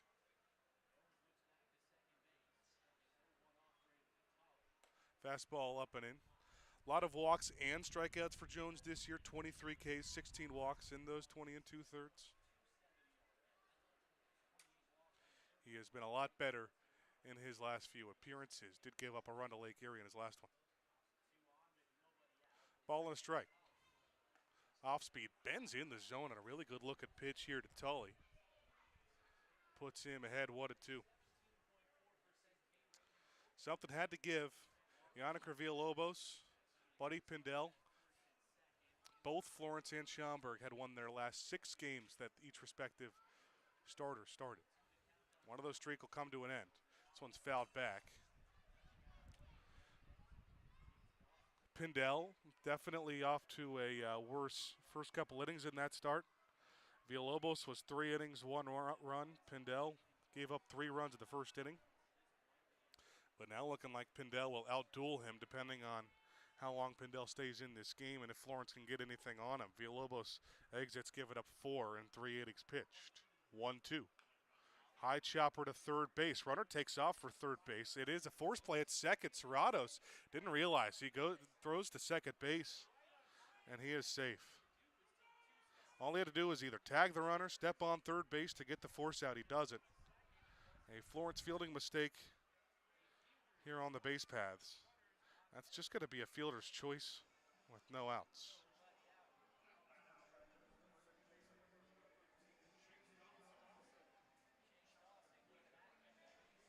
Schaumburg was starting to get some hard contact on Florence pitching, both Weitzel and Villalobos. A mistake like that on the defensive side of things is killer. Bases loaded and nobody out. Should be at least a one out with runners on first and second situation. Up comes Chase Dawson, Cole Turney on deck. Pitch is outside.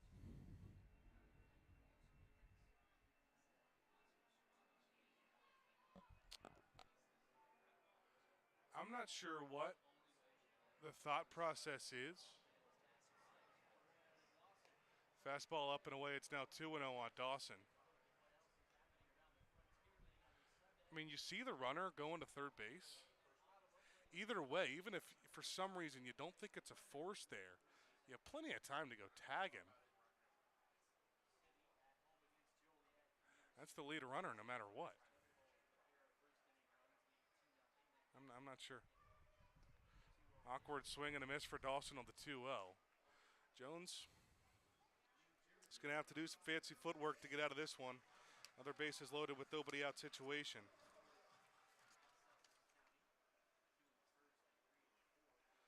Inning, one of about everything against Lake Erie. 1 run on 1 hit, 1 walk. Did strike out a couple. 2-1s line through the left side of the infield. It'll score a run as it gets to left. Stopping over at third base is Clark. Station to station, 7-3, Schaumburg lead. Still nobody out of the inning.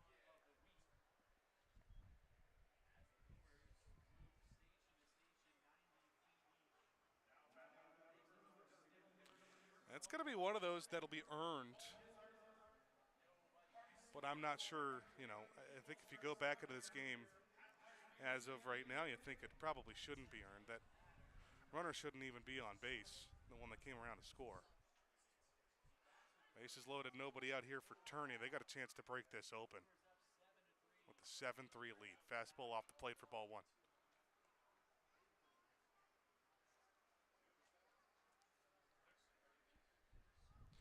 It was Turney who gave Schaumburg the lead with his 3-run home run. 7th homer of the season. He's now got 23 RBIs off the end of the bat. And I was talking about it just before it happened, too. What was so impressive about that homer, he was choked up quite a bit when he set it opposite way to left field. Umpire Max Langley going to deliver some new baseballs to Logan Jones as McCormick comes out to check on Beadle again. And he's just been taking a beating this week. All the way back on Tuesday where he was the player of the game. Hot weather today. And Garrett Broussard is going to come in and get Oscar Serratos. I have not seen this. Serratos just got pulled after that mistake in the middle of this top of the 5th inning. Garrett Broussard, we had said desperately needed an off day, will not get a full off day.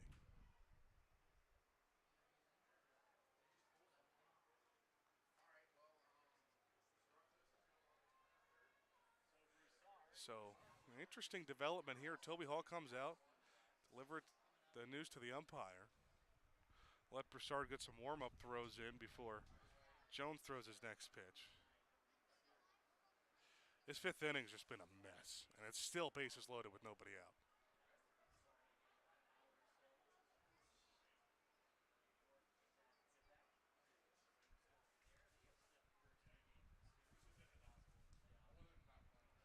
I don't know if this is more of a injury or something from Serratos. Head not being quite in it. You know, obviously the mistake he made, it won't go down as an error, and obviously it's not something that an injury would affect. It was just kind of a mental mistake more than anything.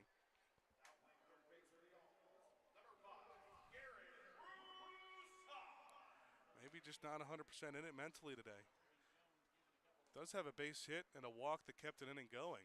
He's reached both times he's been at the plate. Broussard in at third for the 1-1 count with nobody out.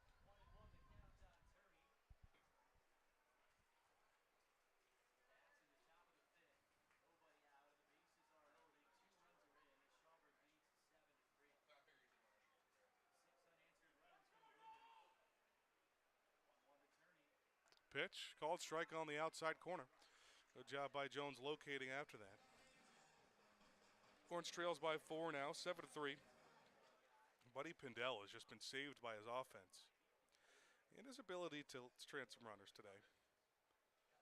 But he'll have another long sit. That's back-to-back innings where he'll be down in the dugout for a while. Swing and a miss. 1-2 gets the strikeout attorney. It's a big one with the bases loaded. Just the first out of the inning.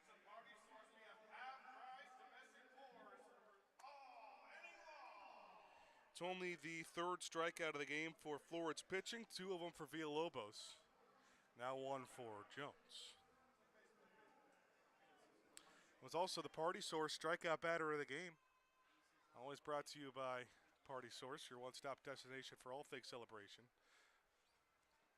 Bellevue, Kentucky on Riviera Drive. Go give them a visit. First pitch strike to the catcher, Alex Calarco, who's 0 for 2 with the ground out to third and a fly to left. It's still a sacrifice situation. You'd feel really good about a 5-run lead to get some insurance. Just misses outside. That is Clark over at third. Tolley's at second. Dawson at first.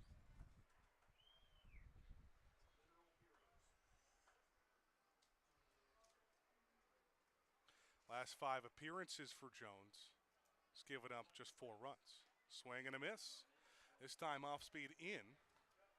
And he got Calarco to go down. It's 1-2. Jones is another guy who's come into these situations sometimes, but more of an inning starter. It was Weitzel who started this inning.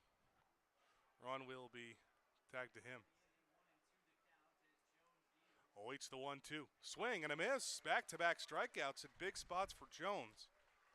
Again, you don't love playing this game, but that get the tag over at third base, you're probably out of this inning unscathed. Or with the 1 run that had already come across on the RBI single before that. Inning still not over. There are 2 outs, though, with the bases loaded, and the infield can relax a little bit. Any out Florence will take. It's the 9-hole hitting Cole Smith, contact guy. He's a 300 hitter. 0 for 2 today. First pitch leaves it alone, and a slider way off the plate here from Jones. Both strikeouts on pitches out of the zone that he got Turney and Calarco to chase. It's just the first time that Alex Calarco was struck out of the series.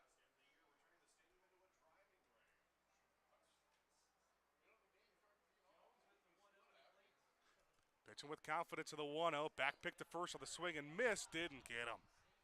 Close play as Dawson a little too far off that first base bag. The pitch is a strike. Counts 1-1. Good idea there for Beadle. Always dangerous with the runner on third. Bases loaded in this type of situation. Smith, second team All-MAC member. Not playing far from his college ball at Northern Illinois and DeKalb. Making it over to Schaumburg for his pro career. No homers this season, but 24 RBIs. Slider, same spot. Smith left this one alone. It goes 2-1.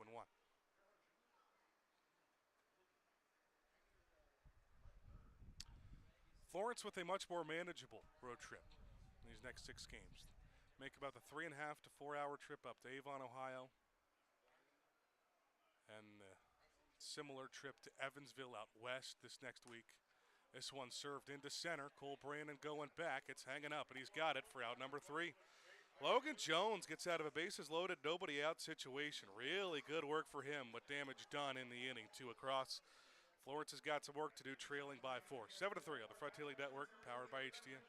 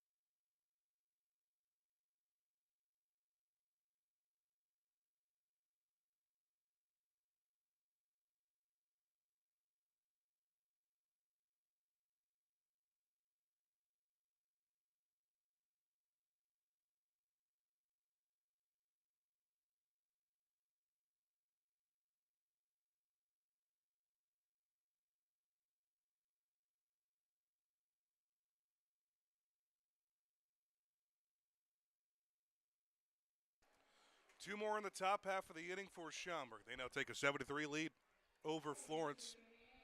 Halfway home in this one, Florence in threat of dropping their second series to Schaumburg this year.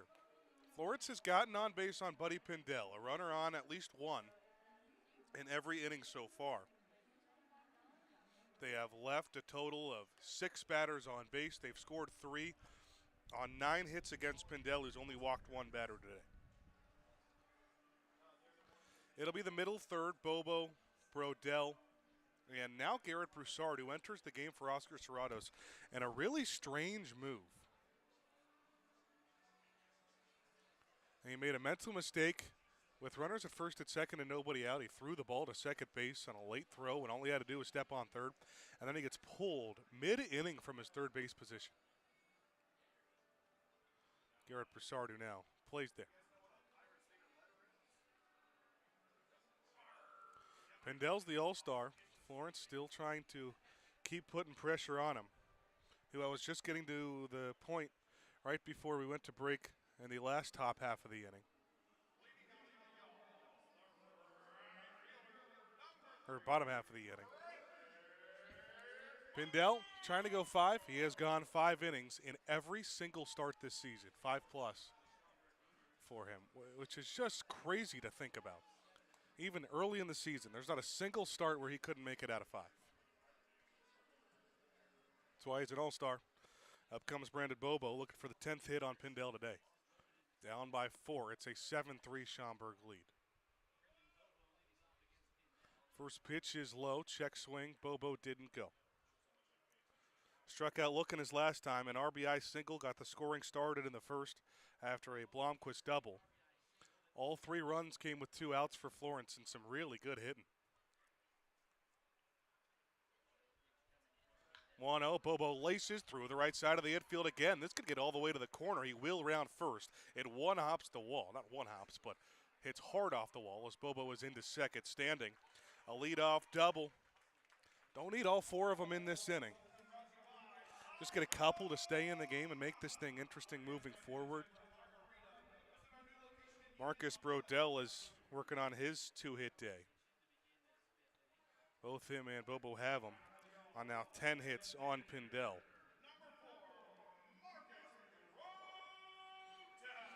Everybody's got a hit today for Florence outside of Zeisler, Baker, Beetle.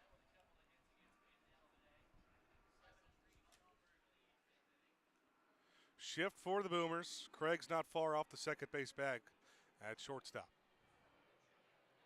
Runner in scoring position with nobody out. First pitch fastball off the plate. Brodell, a 283 hitter. It's 1 for 3 in this series. That start came yesterday. Or he had 7th that played left field. In the start in the DH spot, off day for Zade Richards. 1-0 fastball, just catches a piece of that outside corner. Last time for Pindell, it was the 6 innings at Joliet. He surrendered 3 earned runs. As another righty warming for Florence. Not sure exactly who that is out in the left field bullpen.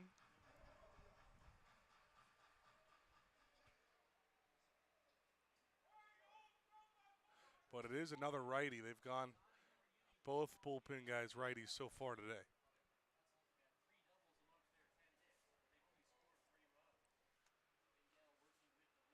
And to shut that bullpen door again.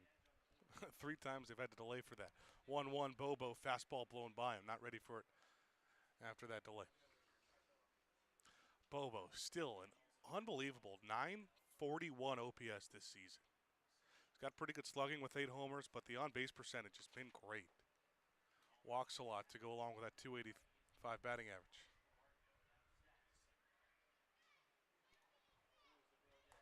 Fastball left it alone above the zone. 89 miles an hour.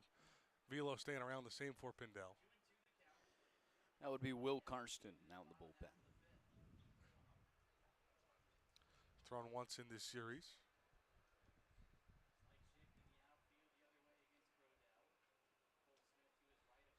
Brodell standing in for the 2-2. He's inside. The count's now full. See how much Pindell's got left of the tank. Obviously has had to throw a lot of pitches just with how many runners Florence has put on base today. And how many hits. He still has just walked the one batter. But 83rd pitch of the afternoon coming up. So I would say that's relatively efficient for the fact that he has given up 10 base hits. Huge payoff pitch incoming. It's outside, ball 4. Florence is in business here in the bottom of the 5th. Runners on first and second with nobody gone.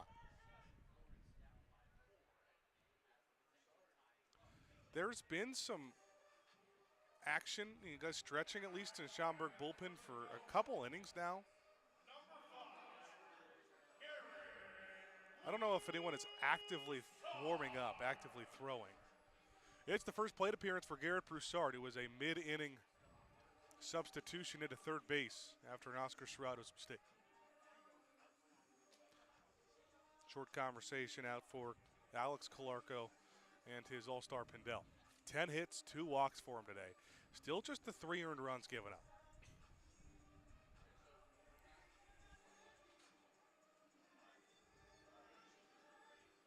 Florence again out hitting Schaumburg now, 10-9.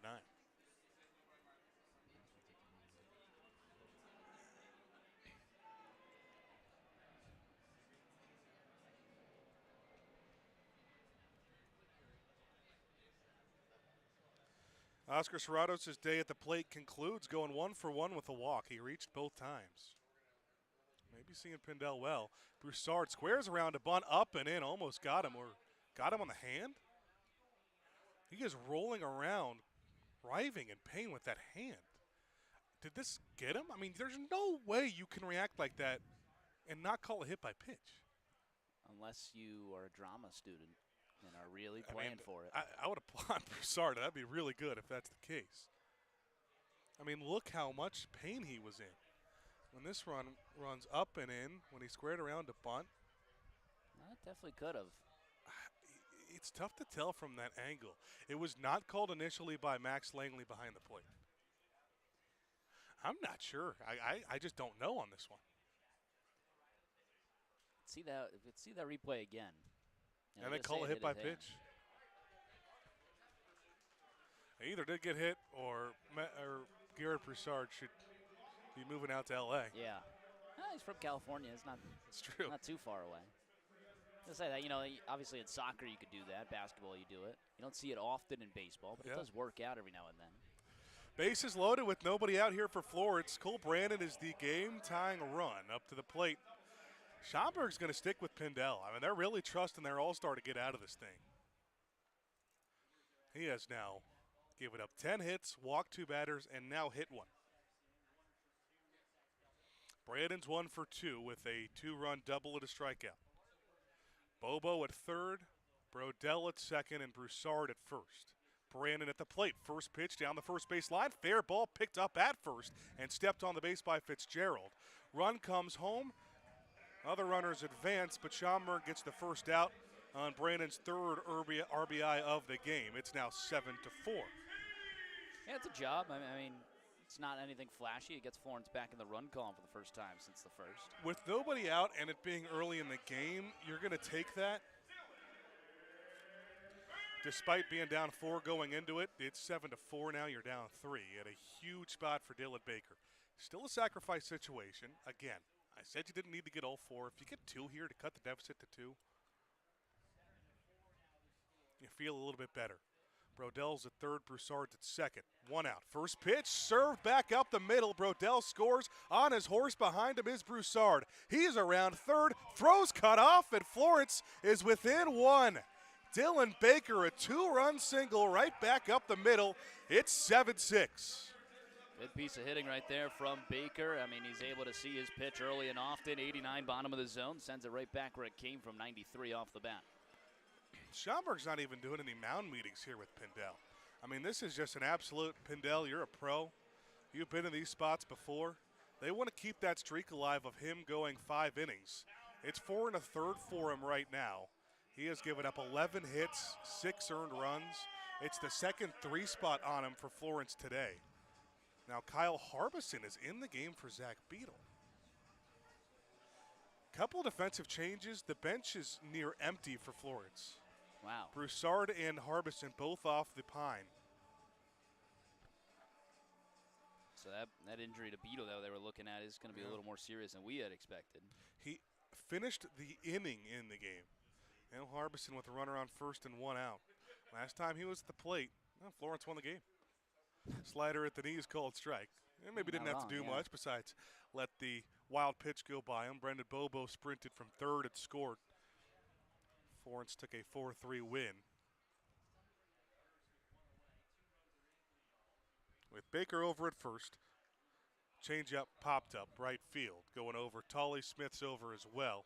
Tolly's got it for out number 2.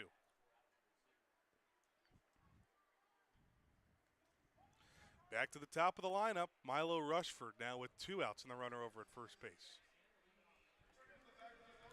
Trying to avoid leaving on the 7th runner today. Rushford has a single. It's 1 for 3 with a couple of ground outs as well. Got to go back to that Sussex County game in the middle of last week where he got his last home run. He's got 7 of them on the season now. Righty on lefty battle. First pitch is top of the zone strike. That was a pretty big home run too. Florence just had a 1-0 lead at the time over Sussex, and there had not been a home run in the series hit yet. Very deep ballpark over there at Skyland Stadium. It was game 3 of the series. 0-1 hit into medium depth center. Now a sprint up for Smith. Over in left field is Clark, but Smith has it for out number 3. Florence gets 3 of those runs back. It's another 1-run game as we head to the 6th inning. 7-6 is Schaumburg's lead on the Frontier League Network, powered by HTN.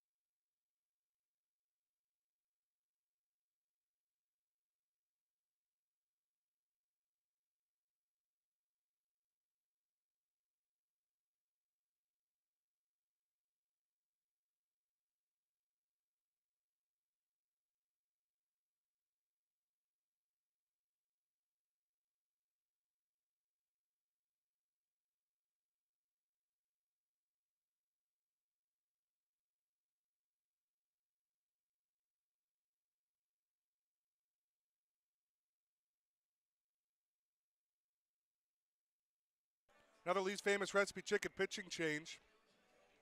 Or to the fourth pitcher into the game for Florence. They are going all out for this one. Out hitting Schaumburg 11-9, but they trail 7-6. It's Will Karsten, sub-5 ERA on the season, his second appearance of the series, the third righty out of the pen for Florence, trailing by 1. Here in the sixth, up comes the top of the Schaumburg lineup, Alec Craig, taking the first pitch just off the plate for ball 1.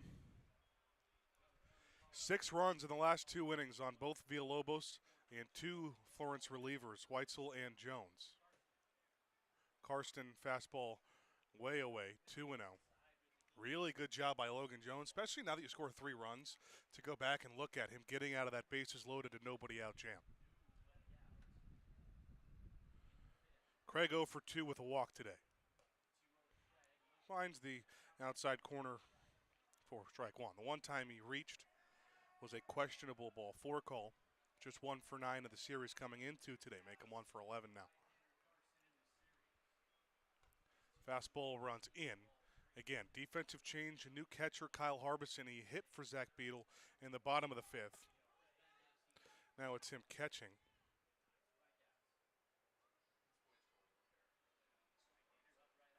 (3-1). Fastball right down the middle of the plate.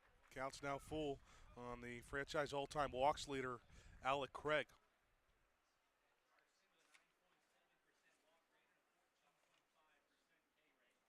Got enough pretzel bites in front of you? They said, "Do you guys want any pretzels?" I said, "Yes." Here I go getting handed a pan of pretzel bites and beer cheese. I couldn't, the reason I haven't given you Karsten's stats yet is because it was buried under the pretzels. What we would call a food emergency back then. Food emergency, there we go. Kurt Kramer's not the only one that can handle. Yeah. 4.85 ERA and a 1-1 record at 13 innings pitched for Karsten this year. Payoff pitch is inside. It gets to the backstop, ball 4. Leadoff runner on again for Schaumburg. Florence pitching has not handled Schaumburg's bats well these last few innings. And it started with the first couple batters in the inning. Obviously showing that you are nowhere near out of this game with that 3-run 5th. That was done by both the middle and the bottom of the order. At some point, do we learn to close the bullpen gate? I mean, this is the 4th delay we've had. Something's malfunctioning with it, maybe. Unless they're just Zach really Drury out forgetful. there. Yeah. Put a brick in front of it, just make sure it never comes open. Yeah. Runner on first, nobody out. Tough part of the lineup. Here comes Kyle Fitzgerald. First pitch down the middle for a strike. Fitzgerald has reached all 3 times. A solo homer, a single, and then he got hit by a pitch to start the 5th. Came around to score on the Kellum Clark RBI single.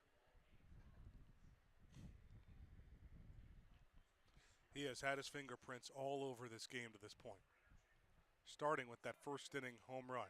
Runner takes off for second, throw down, gets into center field. Not sure Craig noticed in time. He'll stay at second base. With a swiped bag, he's got a lot of those. Craig, the leadoff hitter, ton of stolen bases, his 23rd of the season. In a scoring position with nobody out.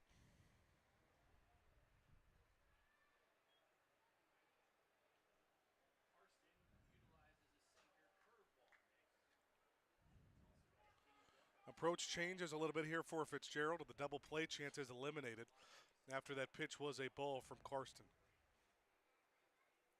Looks at second, now comes home with a 1-1. Just misses. Karsten with that unique tall arm angle. He stands at about 6'6", 6'7".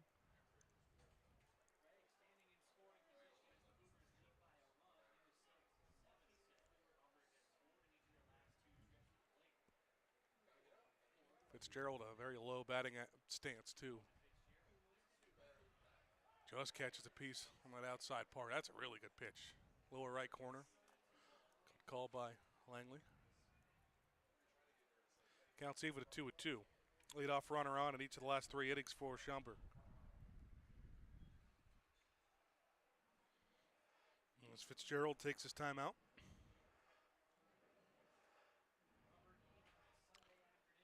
Whichever team wins today gets their first series win against a team over 500 since the All-Star break.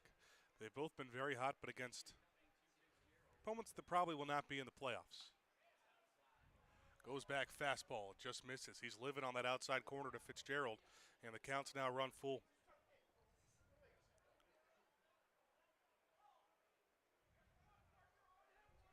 This could be an all-hands-on-deck type of bullpen game for Florence today after Villalobos cannot record an out of the fourth. Payoff pitch, swing and a miss. Put that sinker outside. It was out of the zone, but Fitzgerald went after it. He's down on strikes for the first time today. He's retired for the first time today. That's great to see there from Karsten. Picks up his first K. Flashing 90, 22.39 on the spin rate. Beautiful.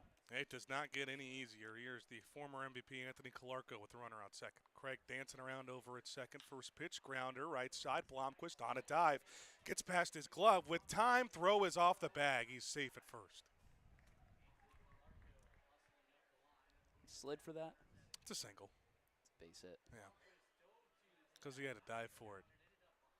I mean, still, once he, corralled that ball, I think he would tell you, he was rushed, but still, I think should have got that throw to first base, but that's a really tough play on the dive.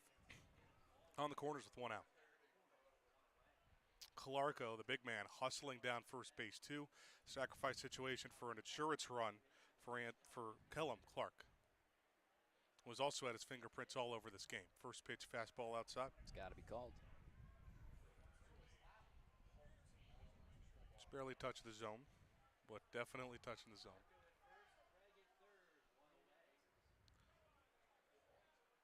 Two RBI single and a double.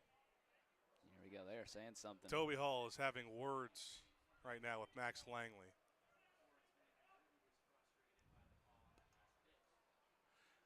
Safe to say he wasn't a fan of that one? Yeah, oh yeah. I don't think Harbison was a fan either. It was in the zone on track, man. Yeah. 1-0. Popped up foul down the third base side.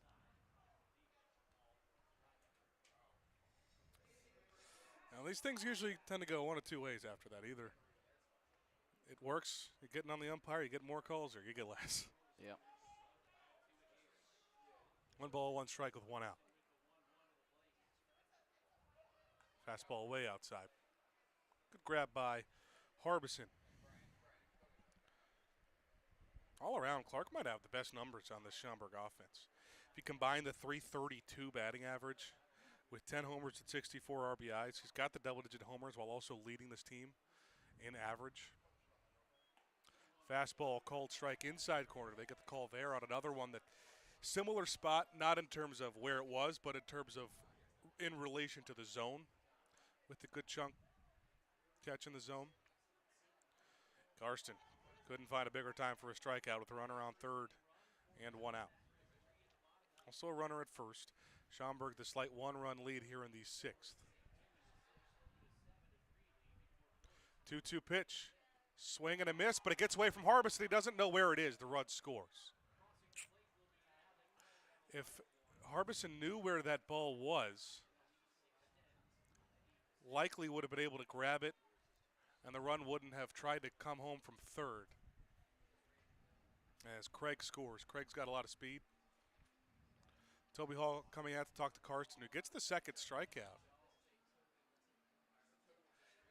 This, Rory, if I had to guess, as a meeting more geared towards having a conversation with the umpire, because he just got the strikeout.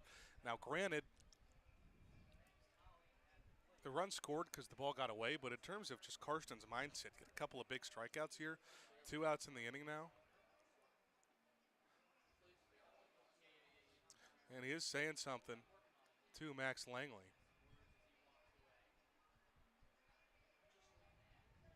But nothing crazy. You can go back to the dugout. 2 outs, a runner on second, 1 across at 8-6 Schaumburg lead.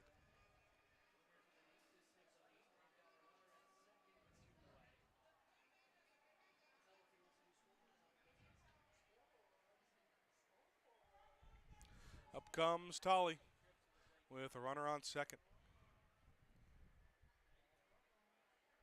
RBI double in the 4th after a tough start to the series. 5 strikeouts in the first 2 games. Karsten goes back heater, cold strike. Boy, he's putting him at great spots. Got the swing and the miss on that last. Strike 3.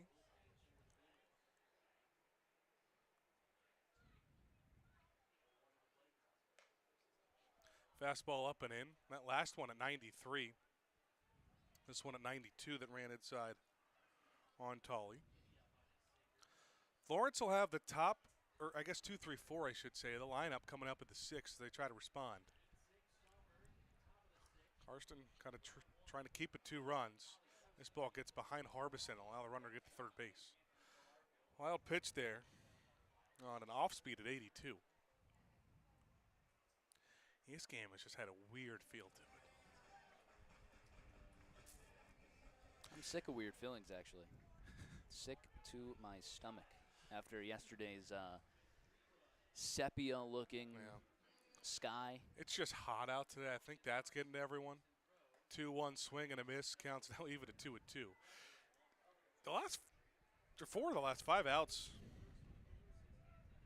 or I guess you could just call it the last 4 outs. 4 of the last 5. No, it is 4 of the last 5 are on the strikeouts for both Jones and now Karsten. 2-2 fastball called strike 3, 5 of the last 6, and now Banks Tully has some words for Max Langley, and he's got to be careful. Max Langley has no friends in this game right now. As we go to the bottom of the 6th, Schaumburg gets some insurance. It's 8-6 on the Frontier League Network, powered by HCN.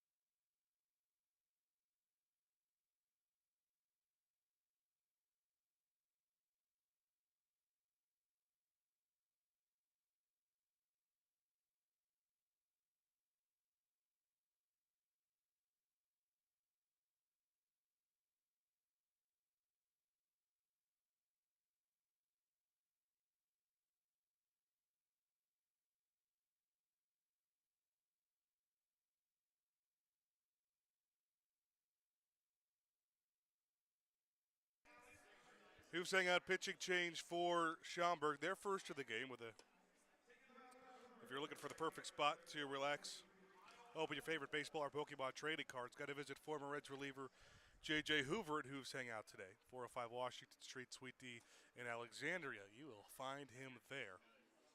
What an interesting stat line here for the All-Star Buddy Pindell. He surrenders 6 earned runs on 11 hits, 2 walks. He hit a batter. But overall, I would say he limited the damage that he led on base pretty well. Florence straight at 7 today. As Brett Blomquist will be the first batter to face Kyle Moore. First pitch just tall for ball 1 to Blomquist, who's got a 3-hit day, 2 singles and a double. Scorching hot. It's an 8-6 Schaumburg lead. And he drills the first pitch to left field. Early on at foul, gets into that Florence bullpen. Ball at a strike from Moore.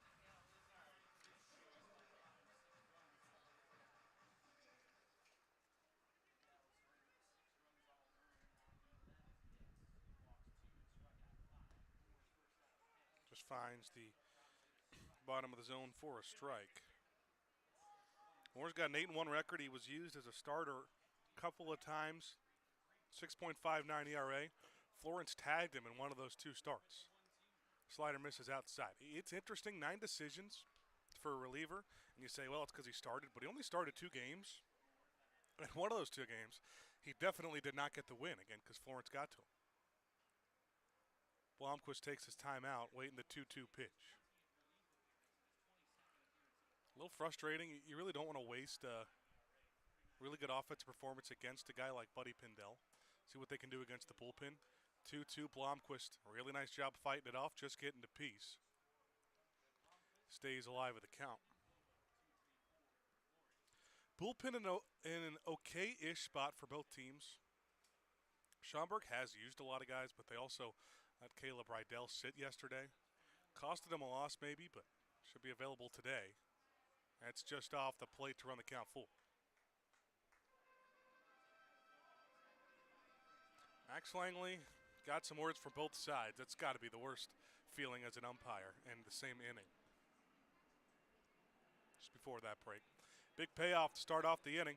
Swing and a miss. Blomquist down on strikes.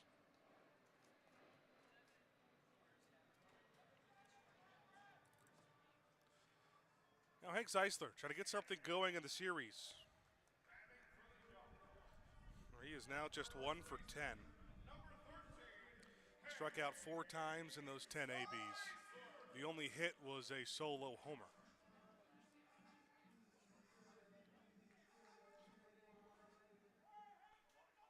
It's just the second time today that Schaumburg has gotten the leadoff runner out, or leadoff batter out for Florence. First pitch to Zeisler is upstairs for ball 1. He stands in, still leading the team in almost every offensive category. Ridiculous OPS and leading the league in RBIs with 86. Change up down the heart of the plate for a strike. 1-1. Moore did pitch back on Friday of the series. 57 of the third inning so far. He's been using a lot of different roles. 49 strikeouts and just 16 walks. Zeisler went after a pitch outside of the 1-1. Not a characteristic day of Zeisler. As he has just been otherworldly this season.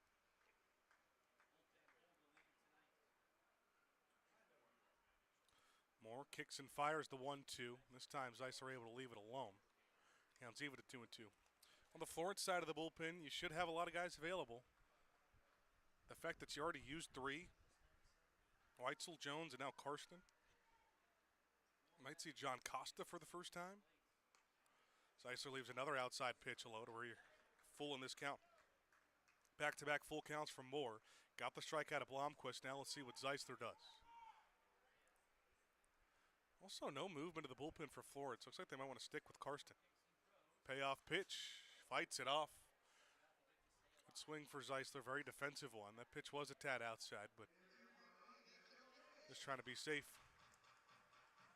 And Zeisler will now take his timeout. I think everyone is pitched out of the Schaumburg bullpen in the series. Maybe outside of Jack Snyder. They only have 7 of the bullpen. It's 12 pitchers on their active roster with their normal 5-man rotation. Florence, 13 pitchers on their active roster. Try another 3-2. It's low for ball 4. Zeisler's first time reaching today, a Kyle Moore walk, and the game-tying run back up to the plate here in the 6th.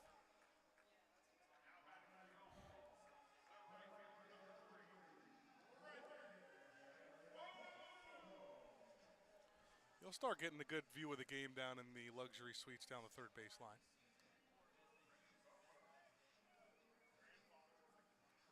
Bobo, 2 hits today, an RBI single and a double. He had a home run yesterday.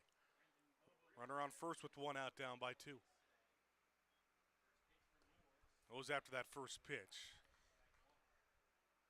Breaking ball at his feet, swing and a miss. 82 miles an hour way out of the zone. It's been Bobo's kryptonite this year. Moore may be doing his homework. Leaves alone that one. Count will even up at 1 ball and 1 strike.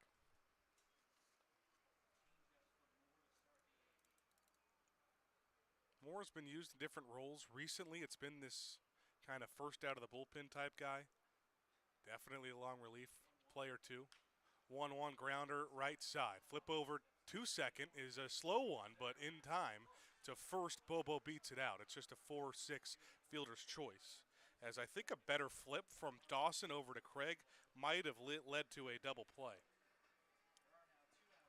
Instead, Bobo just replaces Zeisler at first, and Brodell will hit with a runner on first, 2 outs.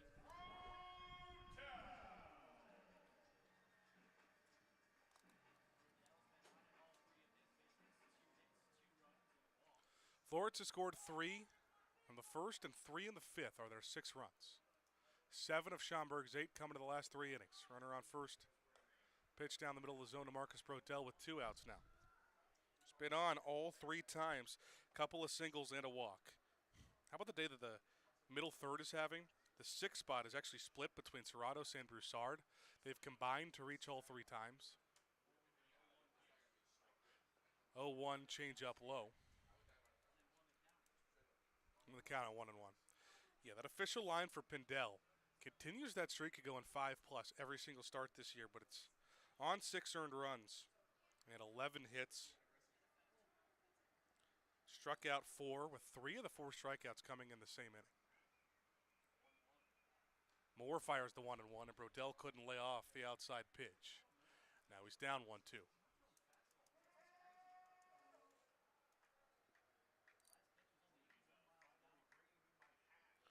A runner stranded in every inning so far for the Ulls. Total is 7. 1-2, runner takes off. Brodell fouls it off, and Bobo has to go back to first base. Haven't seen Bobo take off for second a whole lot, but we have seen it some. Yeah, he's got wheels. Double-digit steals a season ago. It's a pretty fast Florence team. You just feel confident with a lot of the guys at the plate that you don't want to make any outs on the base paths.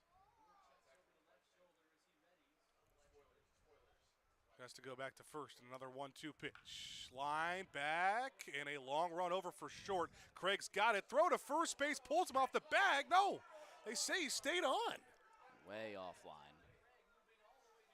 Way offline. He was not on the first base bag. But they call him out at first base. Should be another single for Marcus Brodell, and it will be a 3-hit day. They say no. We'll take a look at the replay back here. Doesn't get that exact view, but, I mean, there's no chance he's on the bag, and that's just a hard angle at first. Another call that doesn't go Florence's way as we go to the 7th. Still 8-6 Schaumburg League on the Frontier League Network, powered by HTN.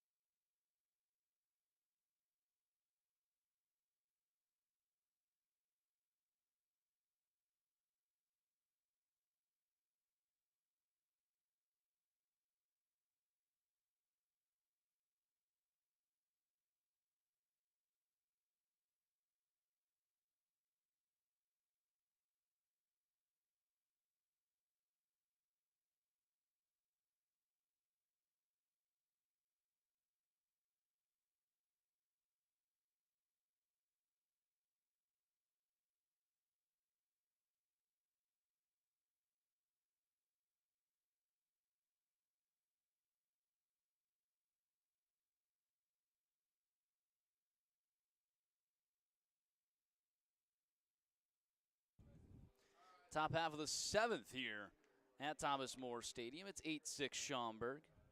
Florence not getting any calls going their way on this side of the ball.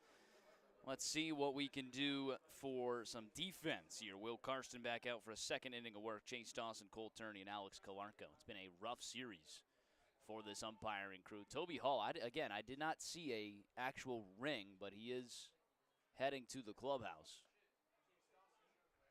Possibly just cooling down there. It's not the first time that I have not seen him get thrown out and is thrown out somehow. But, I followed that the entire way, and I didn't see any of them. So I guess he is just going to the clubhouse to cool down. 1-1 the count to the lefty Chase Dawson. A run allowed from Will Carson in his first inning of work. 2-1 the count. We are joined here by Cowboy, better late than never, Kurt Cranmer. Old classic as well. Gentlemen, I'll tell you what, this might be the quickest rip that pack in history. Ground ball through the right side of the infield. Blomquist was there, but did not glove it. That's a base hit. Because, boy, it's hot up here today. It is time for Rip That Pack. Whenever the Florence Y'alls are losing, whenever you just, hey, I want to focus on something else. Let's focus on some baseball cards. You know what? Why don't we rally it up a little bit? I'm going to stick around for a little Y'alls rally here. We'll switch over to the rally cap. Calling for the rally cap. Kurt really enjoying this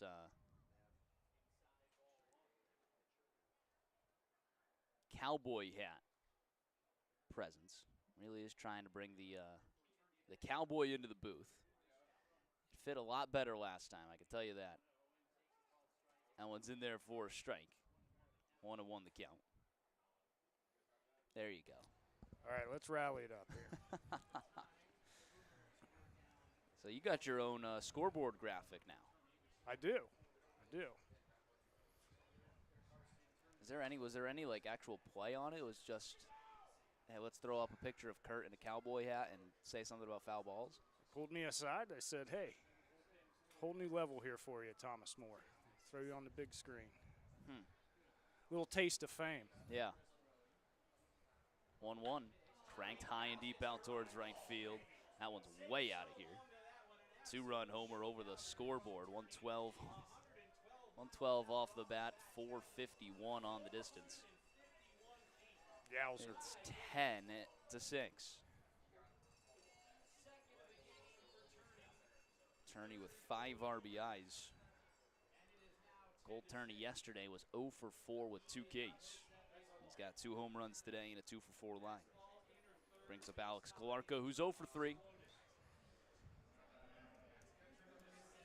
Kurt, why don't you start us off here with our Rip That Pack? Go right down the middle, right down Broadway here. Are we going high or low today on this bonus pack?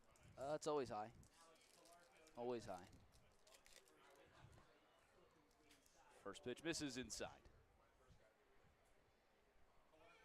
Some kind of insert in there. Start out with a Jack Leiter. To Logan Van Way. And then it looks like just a regular refractor here coming. It's a Cub. A Matthew Boyd Sepia refractor. And then a Walker Bueller. Nothing to write home about there. Certainly not. 2-0 swing and a miss. What's your highest card? 2-1 the count to the switch hitter, and Alex Calarco. Looks like 184 here. 184. That one's laced into center field.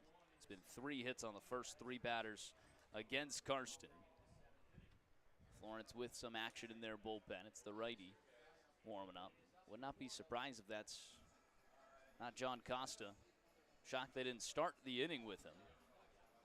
Now Toby Hall is heading out there. Let's see if he makes a move to the pen.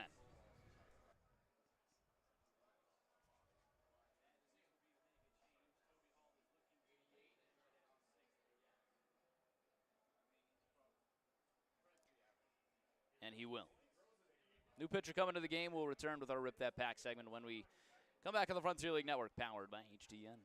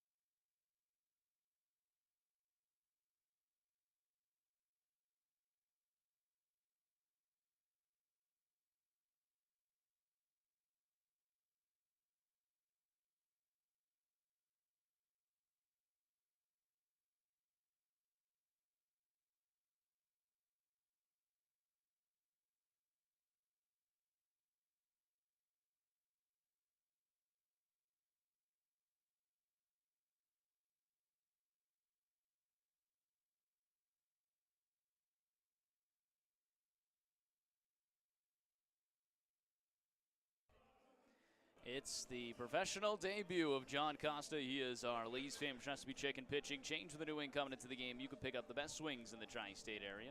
Lee's famous recipe chicken, always fresh and never frozen. Florence trailing 10-6, a 2-run homer already in this inning. All three batters have reached. Final line for Will Karsten.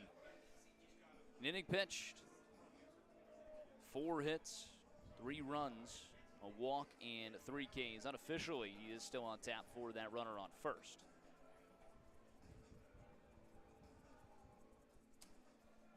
John Costin in a pretty low-stakes scenario, making his Florence debut. Trailing 10-4, doesn't matter. We've been here before. It doesn't matter what the pitching does on this side of the ball anymore. The offense is going to have to come back to whatever amount of runs it is. It's trying to keep it close if you're Costa, but good spot to showcase why you belong on this team and why Florence made such an effort to go out and get Costa. Bring him in with Ryan Fury right before the transaction deadline. First pitch in there for a strike at 93, and I'm already liking what I see. 1 pitch in. 1 pitch in. Congratulations, you threw a strike at 93 miles per hour in the zone. I'm excited.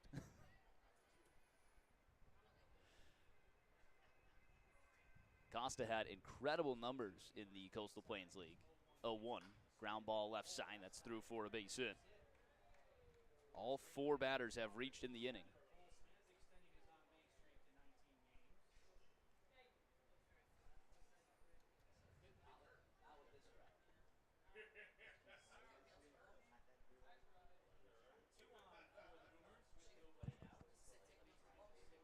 Brings up the top of the order, Alec Craig. Runners first and second, nobody out. John Costa came from the same spot that we found Ryan Fury, so it's the Wilmington Sharks. The Coastal Plains League. Ground ball or line drive snag from Dylan Baker at the bottom of the dirt there. Oh, to get that right before, could have turned 2 if he just let that take an extra little hop. Everybody was already going back. There's out number 1 of the inning. Costa at North Florida this year, 1-3 record, 2 saves, a 4.25 ERA, 26 games, 42 1/3, 39 Ks to 14 walks, and an 8.3 K per 9.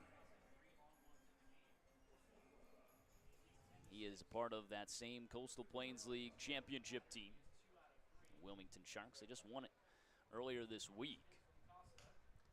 First pitch is skied out towards right field. In comes Brendan Bobo towards the foul line.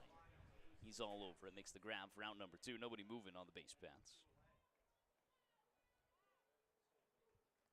Let's get to our Rip That Pack. We got Ryan Helsley of the New York Mets. Not excited about that one. Caleb Freeman on the rookie card of the White Sox. Ryan Fitzgerald, rookie card of the Twins, Sepia Refractor. And we do have a Fortune 15 Bobby Witt Jr. That's cool. On the Topps Chrome. Haven't seen that one yet. Yeah. That'll definitely win the Rip That Pack point. What number do I got to beat? I think 184. I'm definitely not going to get there. 124. Yep, 184 with that Sepia Boyd refractor there. Well, that's disgusting. Oh, it sure is. Matthew Boyd out. All 3 homers to Joshua Baez. That one's skied high out towards left field. Out goes the shortstop, but he's called off by Milo Rushford all the way in shallow left. We'll get to our high number winner pack in the bottom of the 7th. Florence trailing 10-6 when we return on the Frontier League Network, powered by HTN.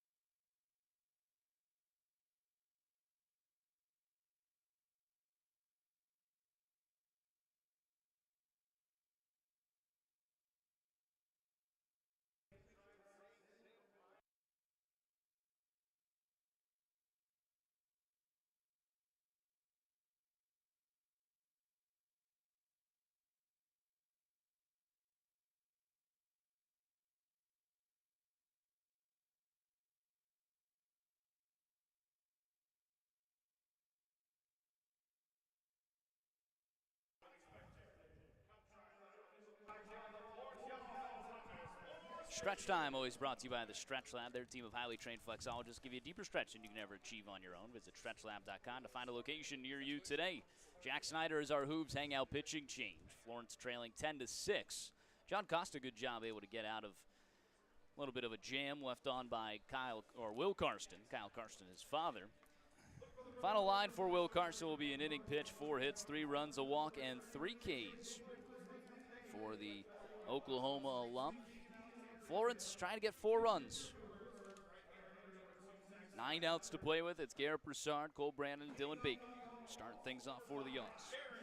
Come in with a little victory pack here. You have won all of them. All of them. Yeah. Just a clean sweep on the victory packs. Start out with a little Ellie. That's a cool card from Ellie right there.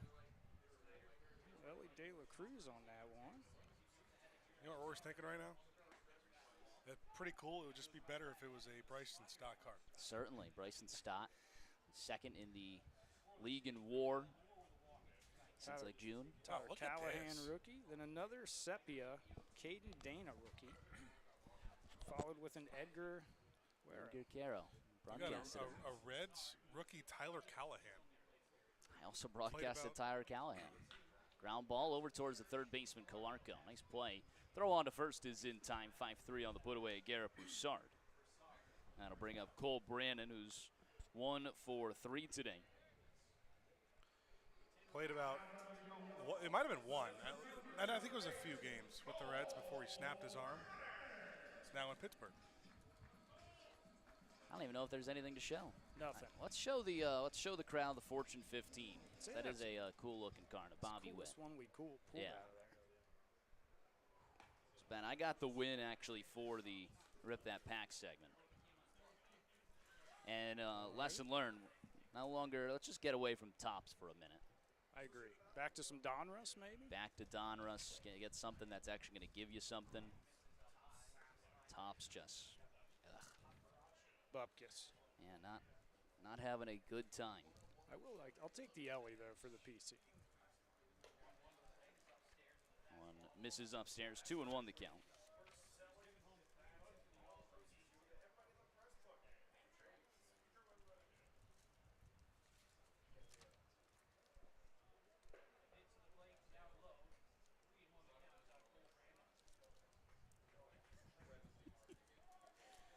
Still trying to find the score. Of the, Who won yesterday? Kurt did. You end up with 5 packs here. I don't know. One of these is the top You Chrome. started handing me Yeah. packs. I just started graciously accepting them. There you go. One of those is the Topps Chrome one. I think he just had a bunch in the box. Full count, 1 away. Bases empty for Cole Brandon. It's been a lack of energy kind of throughout this whole game. I think the heat just, sucks it out of everyone. Crowd obviously pretty thin here on this Sunday. Yeah, we started out with a decent show, but that, it's so humid today that thinned out on us. But, I'll tell you what my favorite part of Rip That Pack is, to kind of get back on that pack, is, we have these boxes we go through with some duds. Big swing and a miss there from Baker. And once we give them out to the kids here, how happy the kids are to come to the Y'alls game. They leave with a pack of cards, always excited. I mean, they don't care what's in it, but I did have a kid come up the other day and said, "You just hand me a $26 card." What? I believe I handed over possibly a rookie short print. No shot. I would have seen it. The kid came up and showed me the comp. I said, But "All right, congrats." you know these kids nowadays. They got. I mean, how old was this kid? About 10 or 11, I Yeah, think. He had his phone going on the card. He said, "I still get to keep this?" I said, "Yeah, it's all yours, bud." But He definitely pulled up eBay and saw an active listing of someone Right, trying to sell it for probably. $26. We have not pulled anything like that. 0-2 the count to Baker. All of our best rips have happened off the broadcast. 0-2, swing and a miss. I mean, we've had some exciting moments with autos and everything, but nothing to write home about with them. The Willier Abreu auto that I pulled out of that Topps Chrome Platinum, that was the best one we had on camera. Score is 17-5-5 now in favor of Kurt. 17-5-5? Or 17-15-5. Say. Well, why are we even keeping score the rest of the way? I'm going to catch up on the road. We'll start counting all my road wins just by default. I think I'm going to have to protest that to the commissioner. In the end, we'll have 50 plus. We'll be guaranteed 50 wins. Yeah. Actually, we'll take away the 6. I wasn't there, so we'll be at 44 wins. It's true. I have 6 wins. You didn't even open any. Runner takes off at first. In there for a strike. Throw down to second is not in time. Stolen base from Cole Brandon works himself into scoring position. Pretty lackluster day on the YouTube audio stream. No chats from Sergeant Bilko or anything going? We might need to do a wellness check. We might have to.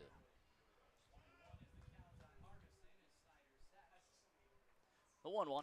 Harbison lofts it out towards right center field. That's going to drop in for a base hit. Coming home to score is Brandon. He'll be in without a throw. Kyle Harbison, an RBI single. It's a 10-7 ball game. It's a great piece of hit, and I don't know. I'm glad Kurt just saw what I did. That bat was rolling dangerously close to Cole Brandon as he was running to home, and I don't think he noticed either. Yeah, it didn't look like Brandon saw the bat. Florence still fighting here.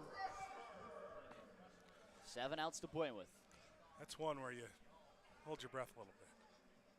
Milo Rushford is 1 for 4 today with a single back in the second. Runner on first is Brandon. That one misses outside.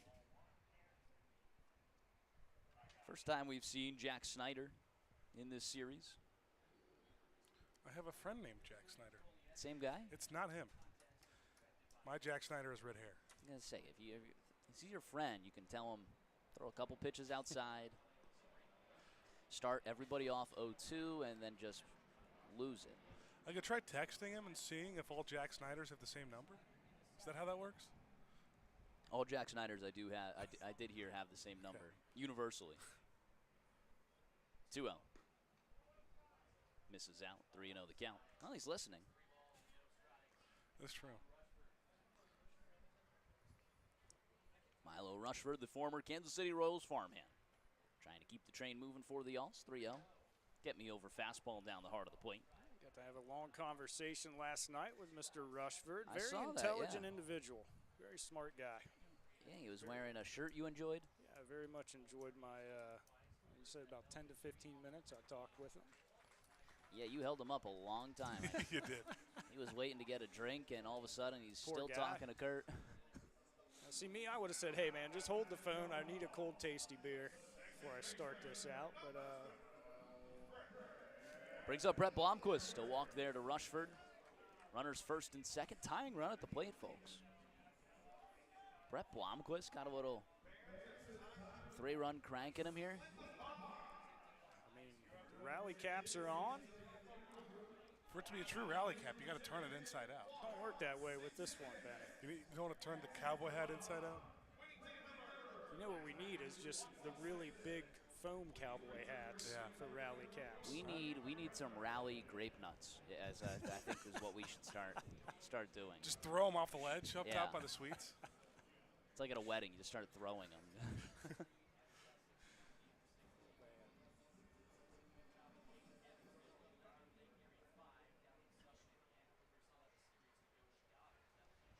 3 for 4 day for Blomquist. 2 singles and a double. Came home to score. Back of the first inning. First pitch in there for a strike right down Broadway at 91. Jack Snyder with a 2-out predicament. Runners first and second. Tying run at the plate, 0-1. Off speed in there for a strike. Back big over at first is not in time.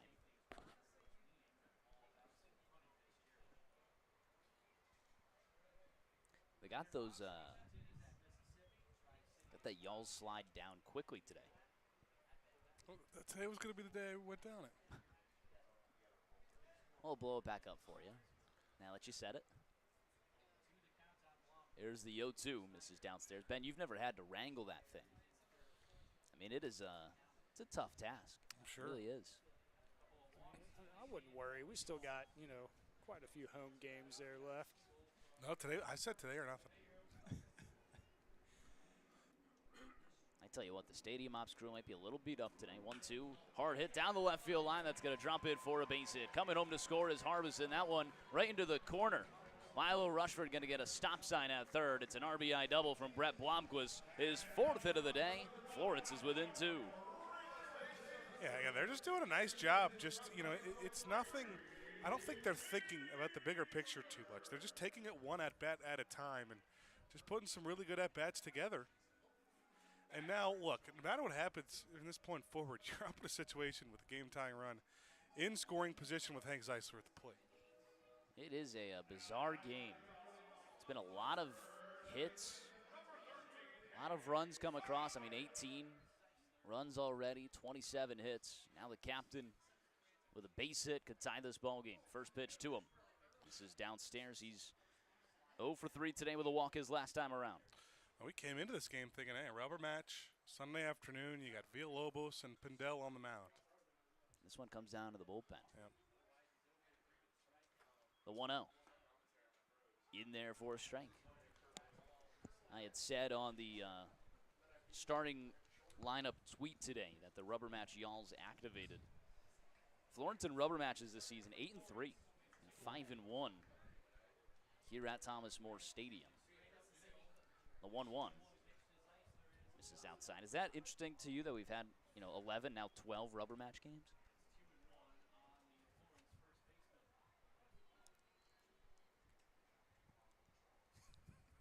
Yeah, it has been weird. One loss would have come to Evansville. No. 2-1. This is outside. That's a great question. Yeah, I guess it would have been, yeah. Had that, yeah. The only series you've lost at home to this point, the Evansville one and the Washington sweep, I think that's still true. That can't be true. That one misses outside. You're right, it is. 9-2 at home. There's a walk to Hank Zeisler. Might have been actively pitching around him. That is what you call the unintentional intentional walk. Second walk from Zeisler. They will face Bobo. Bases loaded, 2 away. Big time situation. The righty starts warming up for the Boomers. Florence with some action in their pen as well. Zeisler, even on an 0 for 3 day, gets pitched around. Holland Towns warming up. That one's in there for a strike. Holland Towns warming up for Schaumburg. Danny Heinz for Florence. It's best on best right there. Yeah. Throw down with Bobo with a good day at the plate. Here's the 0-1. This is outside. But again, a little bit what we talked about, Towns, and then I'm sure they go to Rytel in the 9th. This is going to be your best opportunity. Yeah. Yes, sir. Bobo 2 for 4. 2 runs scored, an RBI, and a double.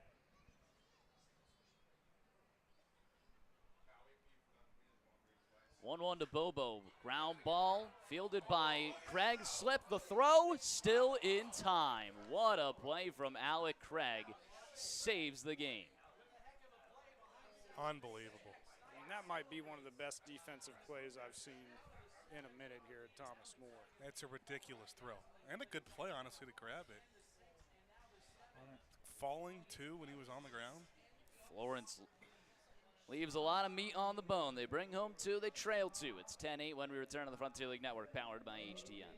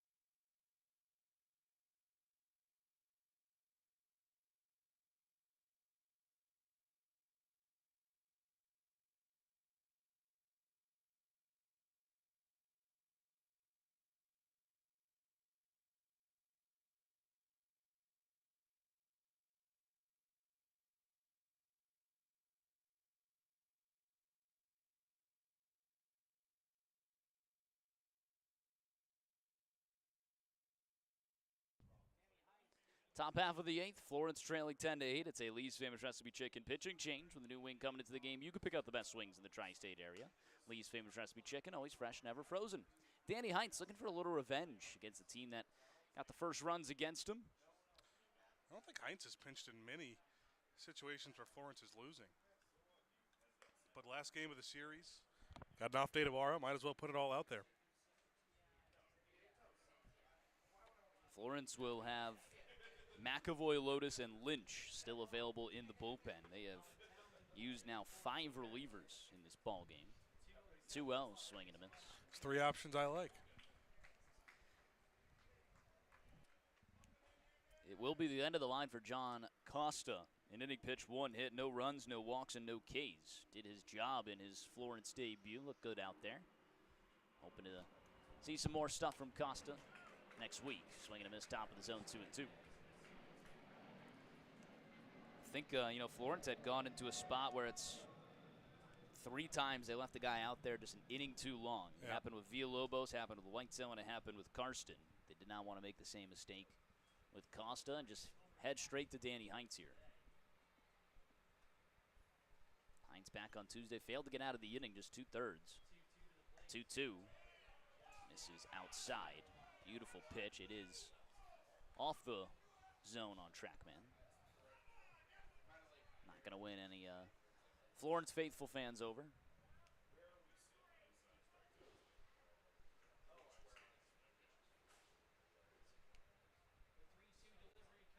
The payoff.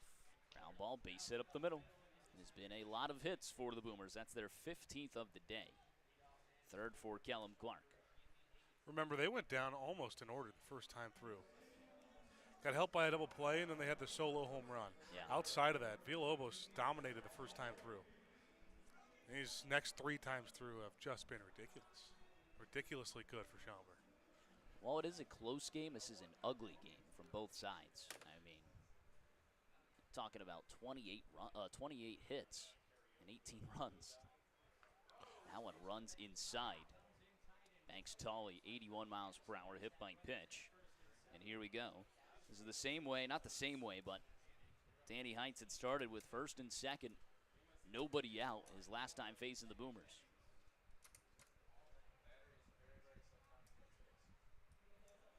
Trying to find things quickly. Did that Banks Tolley face mask just pay off? Yeah, did it hit straight on the face mask? It might have. It had a weird sound. It sounded like it hit the helmet, but it didn't look like it was like the top of his head.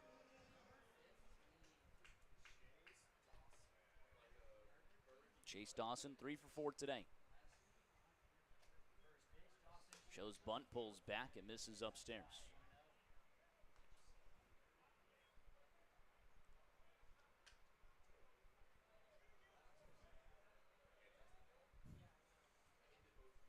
I'm a big fan of the Florence faithful. The 1-0. Base hit into center field. Cole Brandon coming in on it. They will wave home Kellum Clark. The throw is beautiful, but no tag applied. Just a little too lofty. It's a gutsy send with nobody out, but it paid off. Makes it 11-8. Florence has not been able to keep this game close. They get runs, they give them back up. Yeah. They get runs, they give them back up. You take a lead, you give it back.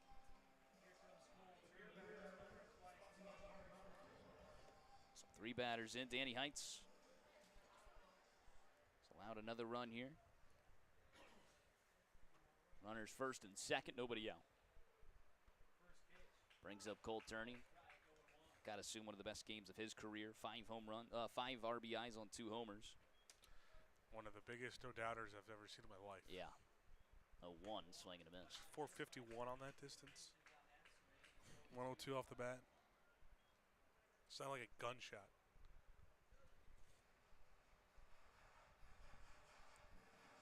He had just 6 homers entering today. Got a third of them here.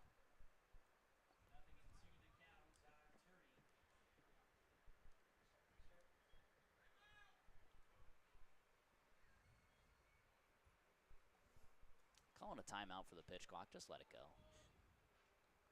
You know, it's not changing the game. The 0-2. Swing and a miss. Good afternoon, good evening, and good night. Good rebuttal there from Danny Heinz. Gets his first K.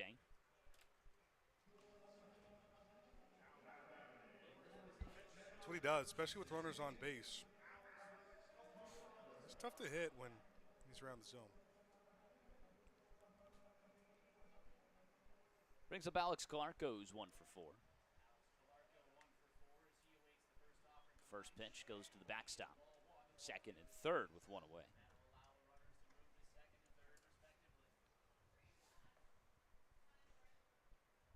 Florence will begin to warm up Jet Lotus.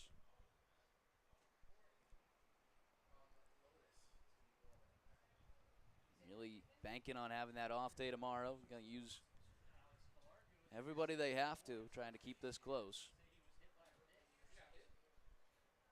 Alex Clarko either getting an intentional walk or a hit by pitch here.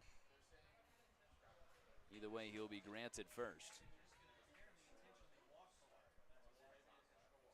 To face Cole Smith, one of the best contact bats on the team. Sitting 3-11 entering today. He's 1 for 4, a single his last time up. I think they threw up the 4 there. Yeah. Set up a double play. It's gut check time for Florence. Don't have much time left on the offense. Got to keep this close from the pitching staff. Kurt, you got any wisdom for them? For the pitching staff? Yeah. Any cowboy Kurt wisdom? You know, I've said it this whole series, and we've had to play from behind quite a bit. You know, I think when you got bats like we have, it kind of gives you guys a little bit more confidence to go out there and pitch the way you want to pitch, knowing that, you know, we're never out of it. 0-1 in there for a strike, but not called. 1-1 the count.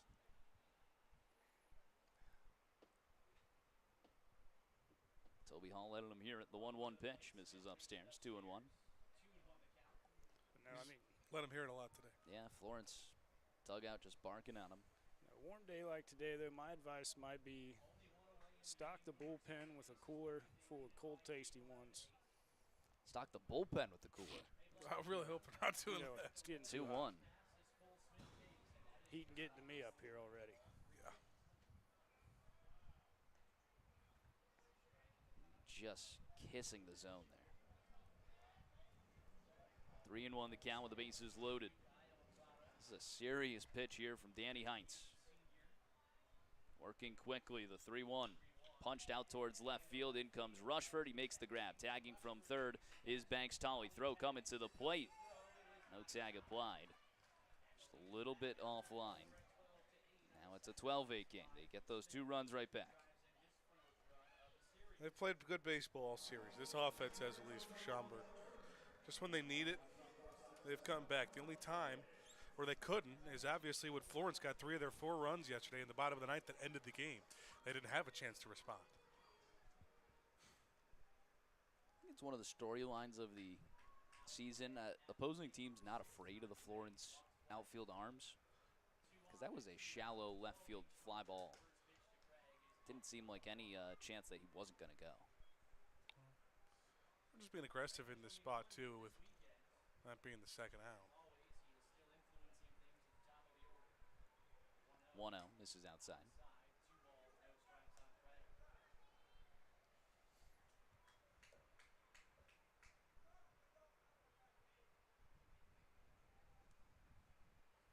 Heinz trying to get out of it. Now misses outside. Now a 3-0 count to Alec Craig. A walk and a hit by pitch already this inning, as well as wild pitch or 2. 3-0. Get me over fastball. 93.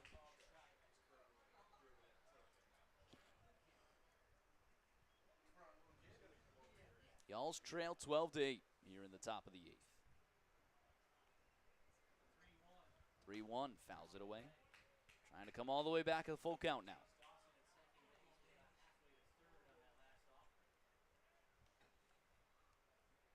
Checked in at Windy City and Evansville recently. Evansville was up big. That's Ottawa came back against Gateway. That one's cranked out towards right field. Bobo all the way to the wall. He's not going to get there. One hops up and over. A ground rule double. Florence will be saved a run there. It's now 13-8. Dawson comes in to score. Calarco over to third. We have not seen this a lot for Danny Heights. He's been great his first few appearances. Yeah. Really just been great outside of facing Schaumburg. Yeah. First team he faces above 500. They figured him out from the get-go, and it will be the end of the line. Heinz once again gives up a few runs, only gets 2 outs. And we head to the bullpen. Jet Lotus was the pitcher that came in last time, was pretty good, relieving him. Let's see what he has in store for us when we return to the Frontier League Network, powered by HDN.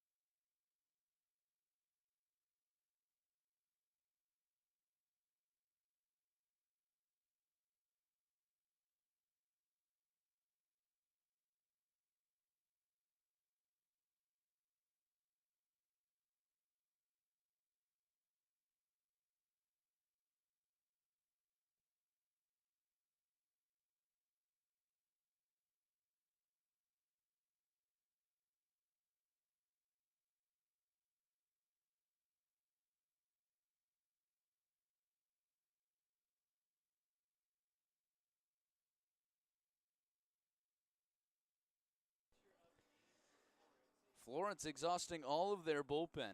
They go to Jet Lotus here, trying to get out of this inning. Runners second and third with 2 away. Danny Heinz goes 2/3 of an inning, 3 hits on tap for 3 runs, plus both runners on base, so walk and a K.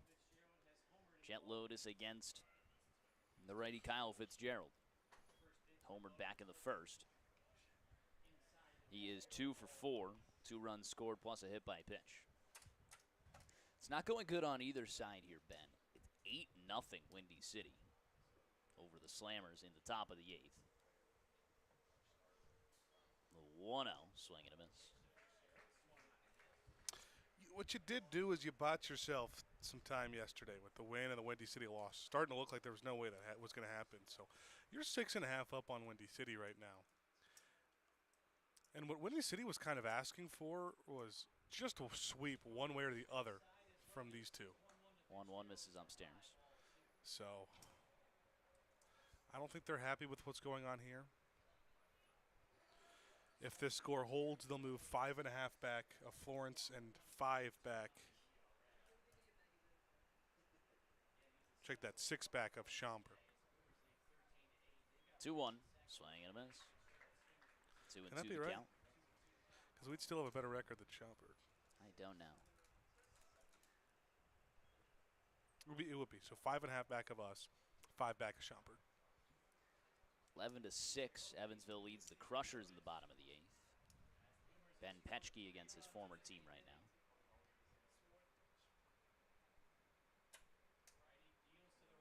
Two-two. Swing and a miss, he got him.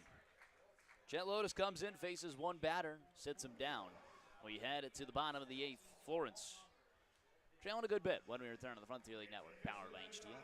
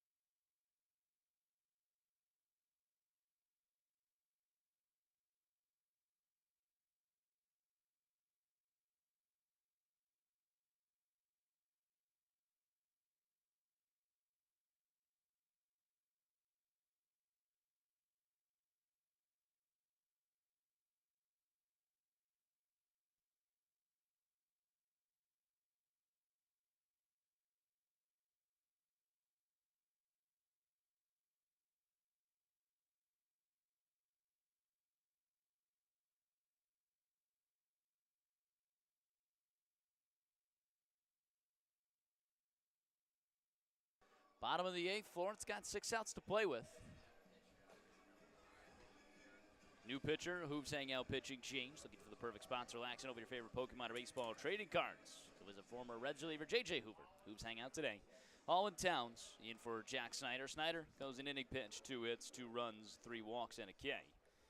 Holland Towns going to try and preserve what is right now a 5-run lead. Florence had shortened it to 2, immediately gave up 3 runs to follow.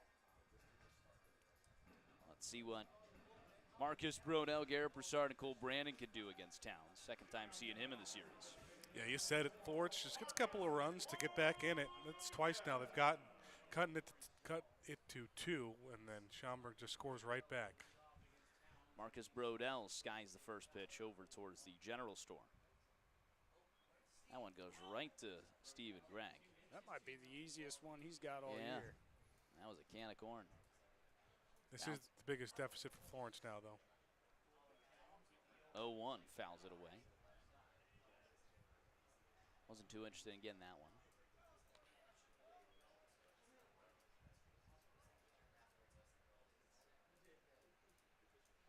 Getting into the dog days of the summer here, Kurt. 0-2 misses upstairs. Kidding about that one, Roar.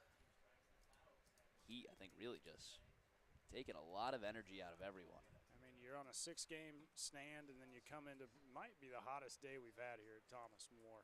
Certainly Yeah. feels like it. 1-2. Off speed, calling strike 3. Holland Towns does his job, sits down Marcus Brodell. Brings up Garrett Broussard. I'll tell you, I mean, the Yalls and Schaumburg certainly no slouches on the bat with 30 combined hits today in the game. 17 for the Boomers. It's another game where you can't really ask much more out of the Florence offense. Yeah. Garrett Broussard cranks one out towards center field. Smith with a bead on it right in front of the warning track. He makes the grab for out number 2. Really was an improbable win yesterday. One that I think my favorite comment about it is that Florence didn't win, but Schaumburg lost. Right. That was for sure. It's like that Russell Westbrook meme. Yeah.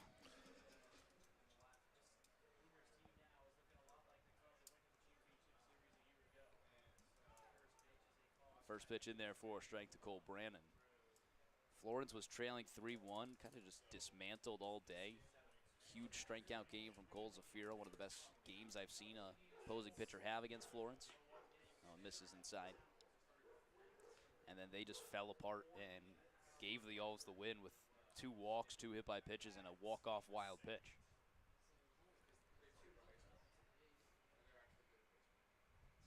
Kind of saves face for Florence in the series. 1-1 misses outside. It makes this loss a lot more manageable, I'll say Certainly, that. certainly.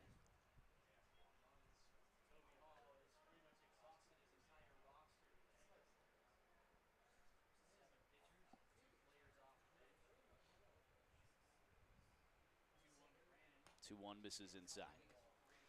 Right now, Zade Richardson is the only available bat off the bench. Then you have just 2 bullpen pieces. It has been a lot of the roster in this ball game. 3-1 misses inside. I mean, like you said yesterday, the Boomers, losing the game. And 2 teams like this, 2 talented teams like this coming in, maybe not necessarily, who's going to be the better team out there, but who's going to make the lesser the mistakes out there. It's going to go away with the W. We certainly saw that last night. Curtis Stottle with some wisdom. One's in there for a strike. Let's not add any more nicknames to the list. Yeah, here we go. Kurt Fuchsius. Kurt Fuchsius. 0-1. Misses outside.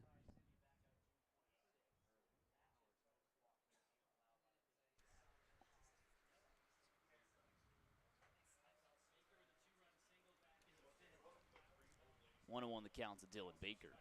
Runner on first, Brandon. He takes off for second. Pitch misses outside. Throw down, not in time.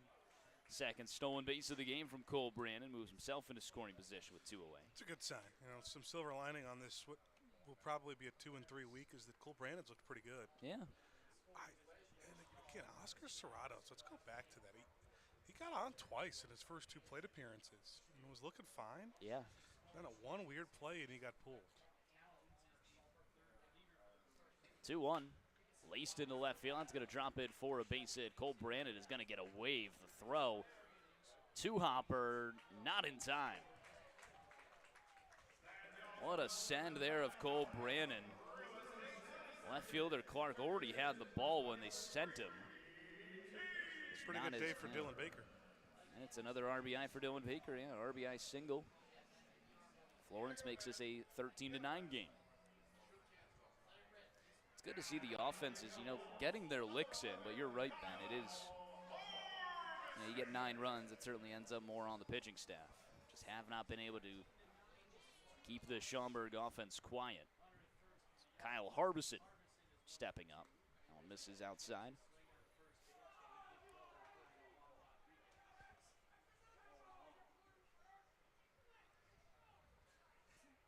Call that a strike.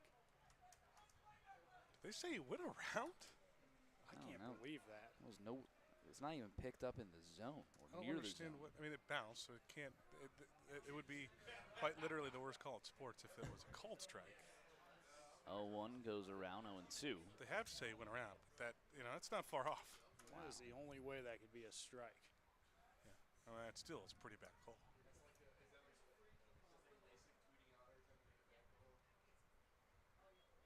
The 0-2. Swing and a miss. Good afternoon, good evening, and good night down on 3 pitches. Florence gets one back and trends a runner at first. Heading to the 9th, it's 13-9 Schaumburg. When we return to the Frontier League Network, powered by HTN.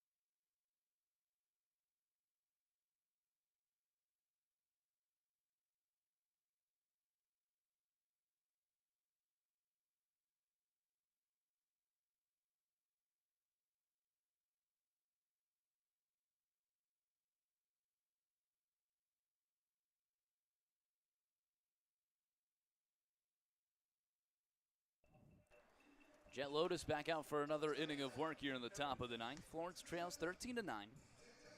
They have not been able to keep this Schaumburg offense quiet. They have allowed a run in every inning since the 4th.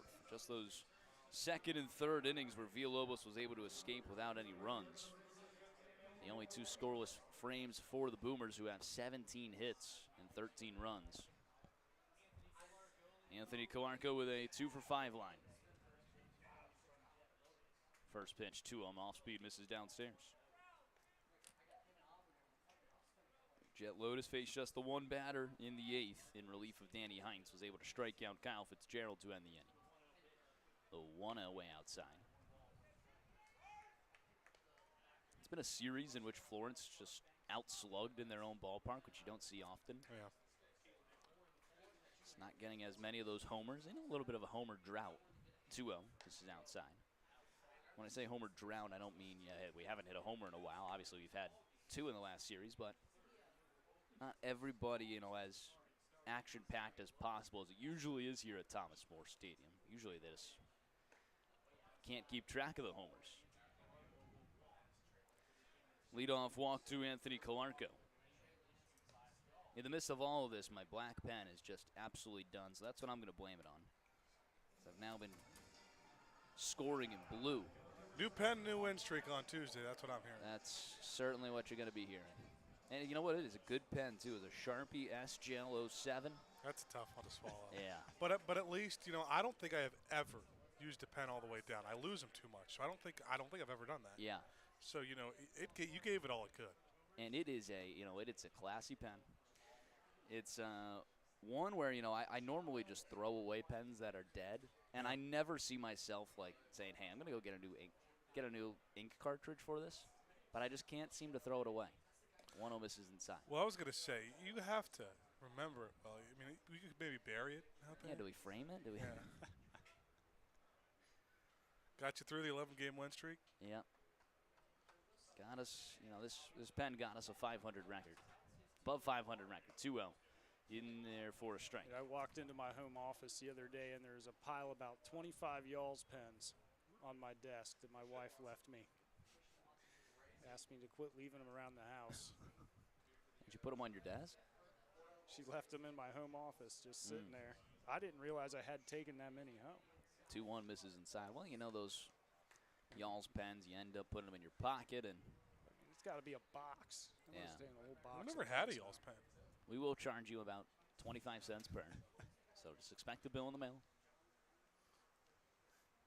Never had a Y'all's pen, Ben? Here you go. There you go. 3-1. Dreams come true. How kind of you. That pen has 17 Boomers hits and 13 runs in it. Have fun. I might throw this back up. Back-to-back walks. Runners first and second, nobody out. Zach Westcott will come out and have a meeting of the minds on the mound. I give you my pen, and I just tried marking down with my broken pen. And get my other Y'all's pen back up and moving around. Kurt, you were mentioning it. The brain just stops functioning in the heat a little bit. It certainly does. You asked me, what advice I had for the pitchers. I told you I'm not even sure what I just said to you just now. I'm so hot up here. In this everything was great aside from the bucket of beer out in the bullpen. It's the last thing they need. That's when I played my best baseball. Grover Cleveland Alexander, played some really good baseball. I think it might have a lifetime 650 average in softball. I didn't start a game without a beer. And yet you're unreliable, Kurt Kramer, in terms of joining the softball team. Just can't commit. What would you call me? You know what? It's a totally different argument outside of the season. Because you should have weekends back outside the season. Yeah, you're right. You would think. 1-0. And then the weekends you spend with your kids. But Monday nights you have softball. I also got to go to the local honky-tonks and make sure I'm still doing my thing there. What are the local honky-tonks in? I get around. That one misses upstairs. Have you been to Bobby Mackey's? That's right down the street from us. I have been to Bobby Mackey's. I've not played at Bobby Mackey's, but I have been over there. I think Bobby Mackey's the only one that plays at Bobby Mackey's, right? 3-0 in there for a strike. It's a place, I've always been like, yeah, I should go there. And then I just So it's only open Fridays, Saturdays, I believe. No one's in there for a strike. I'm not going to go off of a Friday or Saturday night game and head over to Bobby Mackey's. I did make it over to, I played some tunes this year at Pensive Distillery. Not really a honky-tonk, but, I would not say honky-tonk there. Good spot, though. Payoff. This is inside. It's 3 walks from Lotus. He's loaded the bases with nobody out to open up the 9th. Florence going to get Jake Lynch up and moving around. They've already used their emergency blanket in terms of Oscar Serratos. We were mentioning, hey, we don't hope to see him in this ball game. Well, Zeta Richardson's the only position player on the bench right now. Yeah. So you got to think about. You know what? Zaid would love to come in and pitch. And you know what's crazy is that it's still a 4-run game. Feels like they're out of it. Yeah. For whatever reason, just the heat, has made it seem like it's insurmountable. No, it's not insurmountable. Florence could easily come back here. They just need the pitching to keep it at a 4-run lead. 4-run deficit. That one misses inside 1-1. Scored 3 in the ninth yesterday.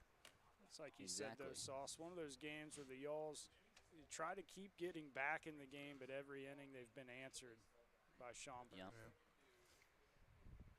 You catch up to the dog on the leash, and then it just starts running away again. Ground ball over towards the first baseman. It's a foul ball.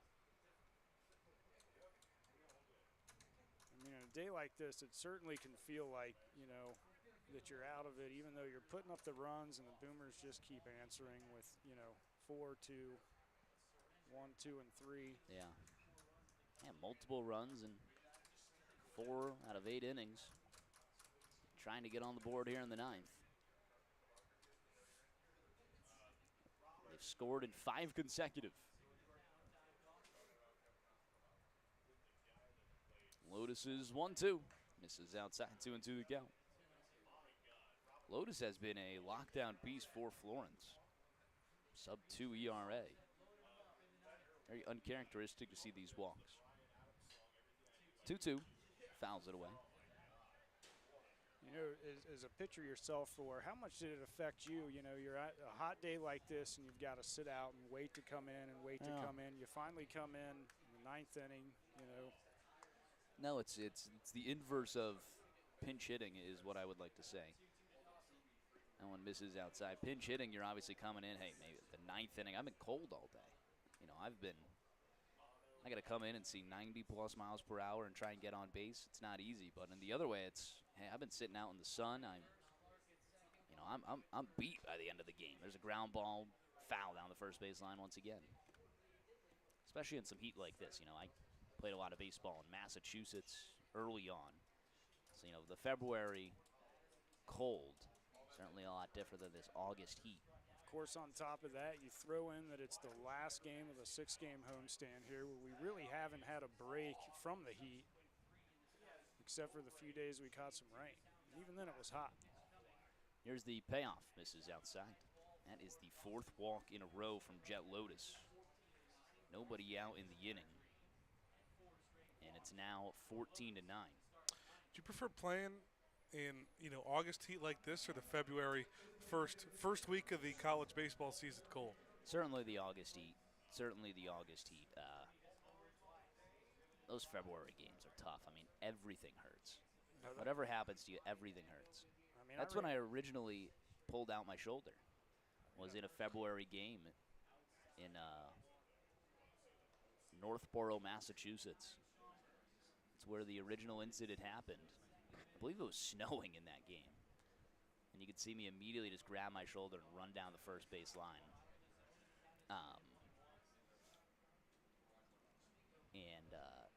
It's been terrible ever since. Obviously, I pulled it out twice yesterday just playing pickup basketball. Let me tell you, it didn't take much. Swing and a miss inside, 1-2. I tell you, I ran a Thomas More game here this year. I think it was the second game Thomas More played at home. It was 17 degrees. Yep. It's college baseball up north. I'll tell you what, that was a fun conversation yesterday, talking to the manager of the Thomas More Saints, also our first base coach, Cole. Good man. Yeah. He has some very high aspirations for this year. He's talking about a lot of the recruits he's bringing in. He should. They looked a lot better last season and this season, and a lot of promising things, I think, going to happen for that ball club. 1-2, fouls it away again. Still looking for the first out of the inning. It's 1-2 count, bases loaded, nobody out. Here in the top of the 9th, Florence trailing 14-9.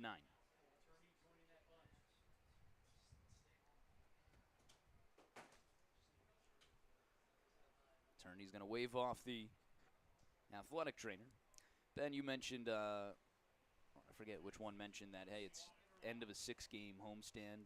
Maybe you are tired. Imagine having this long game, but then you also had to go drive back. I mean, it's certainly much better that it's at the end of a 6-game homestand. Yeah, but they also get to drive back with a win. It's True. 1-2. Wait, what? Well, I thought you were saying both, like in Schaumburg's perspective of they're No. playing this, because they're also on a 6-game. I mean, No, everyone if played we, 6 in a row. If we played this game Yeah. in Schaumburg, 2-2, then you'd have to drive back. To Hesbrook. But I'm saying it still is brutal for Schaumburg here. Yeah, Schaumburg gets to go home with a win over a playoff team. They're going to be happy. I'm sure the beers will be flowing, and they'll find themselves having a good Monday. Payoff pitch, skying out towards center field. It's well hit. Brandon all the way in front of the warning track makes the grab. Everybody tagging. Run will come home to score, but that is the first out of the inning. 15-9, Schaumburg leads. That's the 6th RBI of the day from Turney. Deepest part of the park again with some power choking up. I mean, this has been a weird game for Turney where he's just unloaded onto balls. We've seen quite a few hit out there, but that wind kind of pushing right back towards home plate today. Seems like it's keeping the ball in the air and in the park. Toby Hall with a meeting on the mound. Seems like this will do it for Jet Lotus.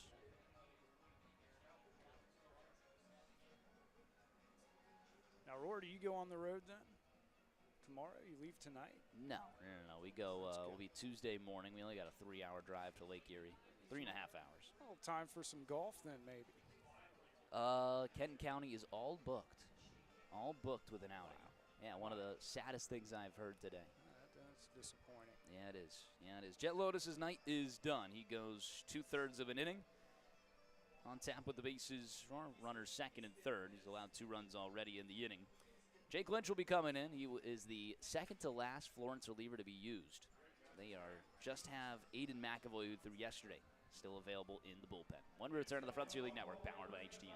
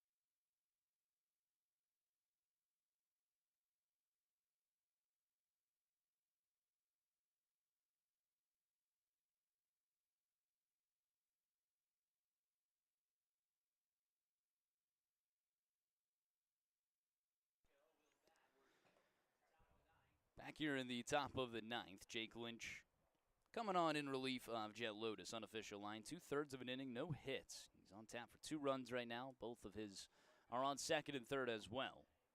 4 walks and a K. That one misses outside. Just got that sacrifice fly of Turney. There's just 1 away in the inning. Lynch did not record an out earlier this series back on Friday. He also had a couple walks. There's a ground ball over towards third. Broussard looks the runner back. Throw on across the diamond is in time. 5-3 on the put-away. It's a good start. Just what you need. You just need to throw it over the plate here. Florence has allowed multiple runs in a lot of innings. 5 of 9 innings today. And they have not kept them scoreless since the 3rd.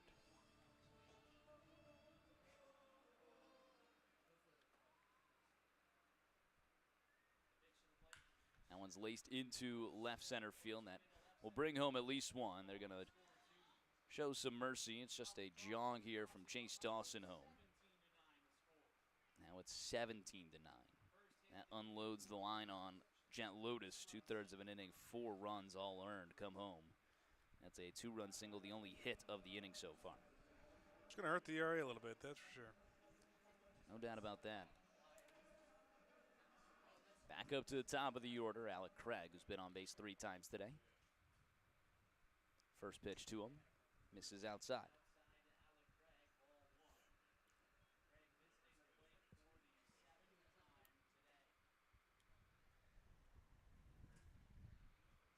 (17-9) the score. And this is upstairs. 18 hits for the Boomers, 14 for Florence. Again, it's tough to blame anything on the offense here. They did their job.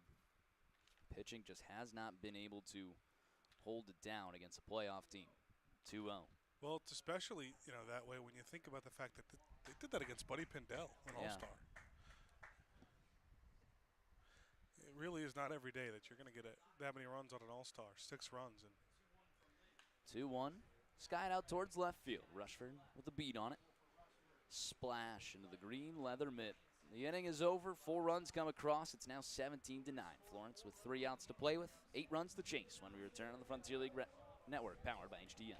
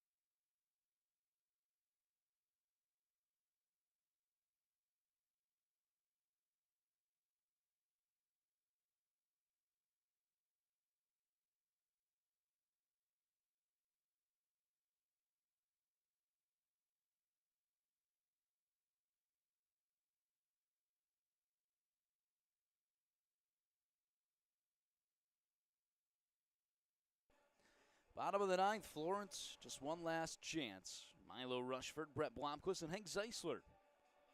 3-2 up. They went to Caleb Rydell. Interesting. With an 8-run lead, they go to the All-Star closer just to get him some work, I guess, before the off day. But Caleb Rydell is locked down as ever. Shut down Florence in 1-2-3 fashion back on Friday. End of the line for Holland Towns. Goes an inning, does allow a run. 1 hit, 1 walk, and a K. One's across the board. Lefty-lefty battle here to Rushford. That one's in there for a strike at 88.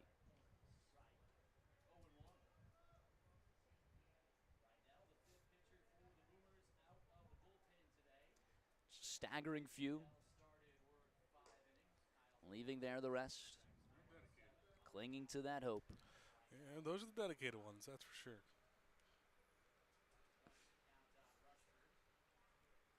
The outlook wasn't brilliant for the Mudville 9 that day. 1-1. In there for a strike.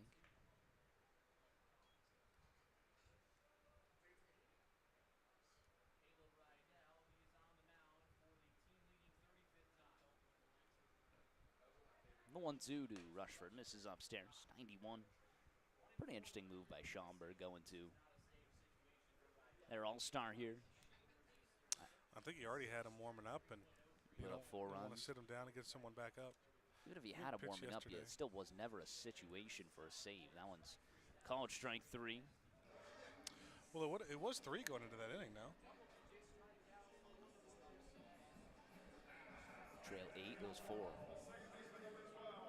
Maybe the air conditioning in the clubhouse and the bus having something to do with that call. Florence has struck out 9 times today. They're striking out 16 times yesterday.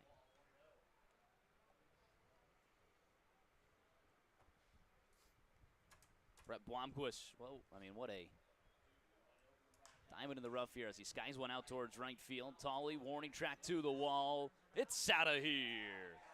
A 5-hit day for Brett Blomquist. Your silver lining, Blomquist is on fire. That is his 2nd straight Sunday with a single, double, and home run. And this is a 5-hit one.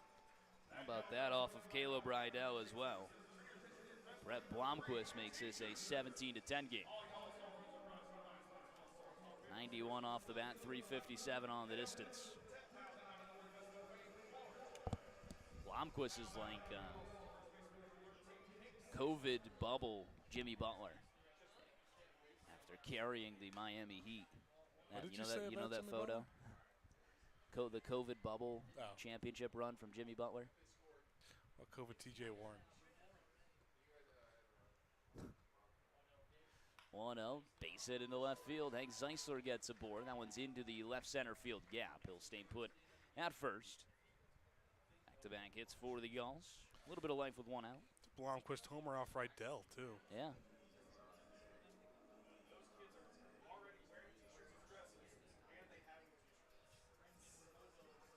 Gulls trailing 17-10. Brendan Bobo stepping up.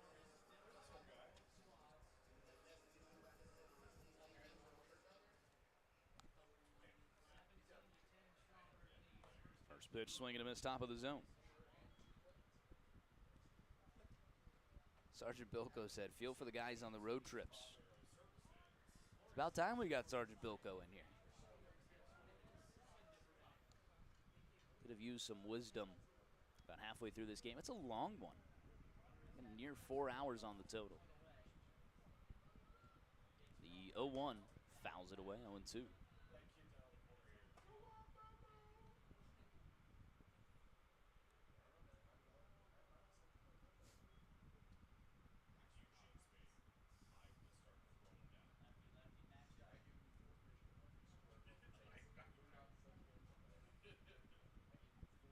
The 0-2 misses outside.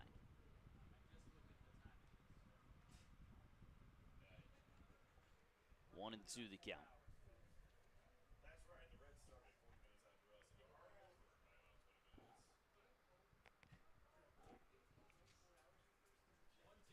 One, two, misses downstairs. It's a lot of offense after we didn't see, much offense in the first 2 games. I do think Florence took some of that momentum from the bottom of the 9th into the bats. Just didn't quite translate on the other side of the ball. Ground ball up the middle. That's through for a base hit.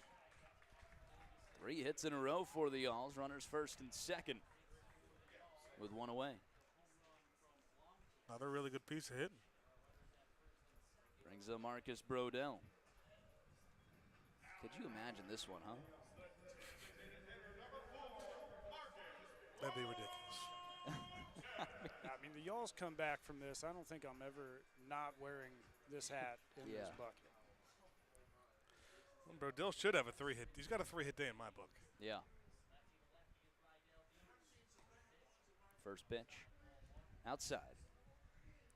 The score book shows just 2 after that call at first base. Pretty tough call. I've seen some really poor ones. 1-0 ground ball, base hit through the right side of the infield. Zeisler will get a wave around home. The throw coming to the plate is cut off by the first baseman. Relay not in time. An RBI single from Marcus Brodell. That makes this a 17-11 ball game. 4 hits in a row from the Y'alls. They got runners first and second and 1 away for Garrett Broussard. I know I say this a lot, but I don't know how you keep Brodell out of the lineup too much, and they're finding spots for him. Yeah, he has looked very good today. A 3-hit day, 4 times on base, and 6 plate appearances. Yeah, Florence Y'alls are losing, and they still have had guys with 6 plate appearances. They have 18 hits. Yeah. They're going to even in hits and are trailing 17-11 right now. Could you imagine a 20-hit game and losing? They're getting there. 1-0. This is a common score in the Pioneer League, though. So I've heard. Yeah. I get those comments a lot. I post some absurd score, and they're just saying, yeah, it's a common score in the Pioneer League. 2-0.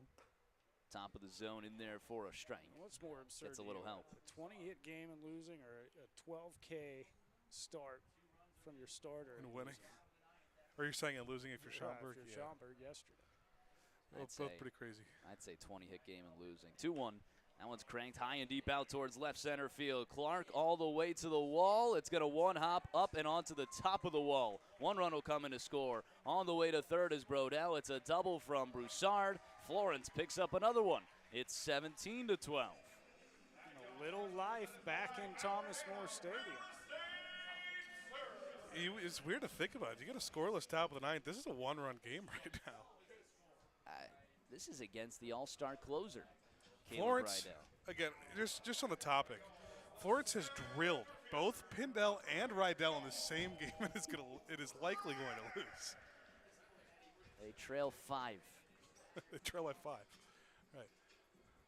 Brings up Cole Brandon, who's 1 for 3 with 2 walks, 2 runs scored, and 2 RBIs. Oh, sorry, 3 RBIs. He had an RBI ground out as well. Runners second and third and 1 away. First pitch to him, fouls it away.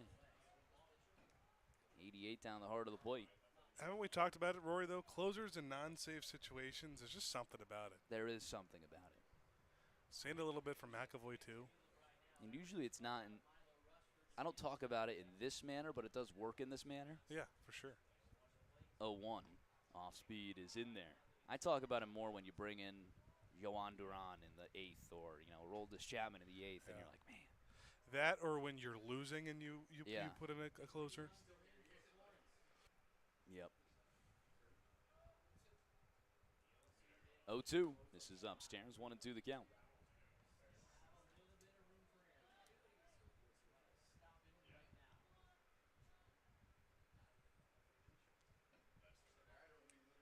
Nobody warming up for Schaumburg yet, but somebody is standing.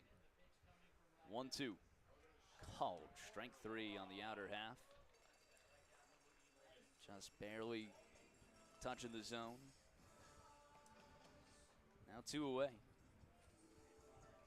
Second K of the inning from Caleb Rydell. It brings up Dylan Baker. Baker with a 3 RBI day, 2 for 5.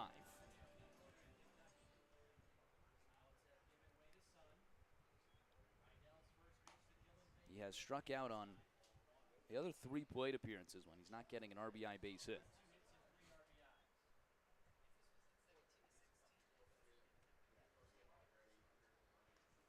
You're right, this is an entirely different game if you don't have that. 9th inning there. 1-0.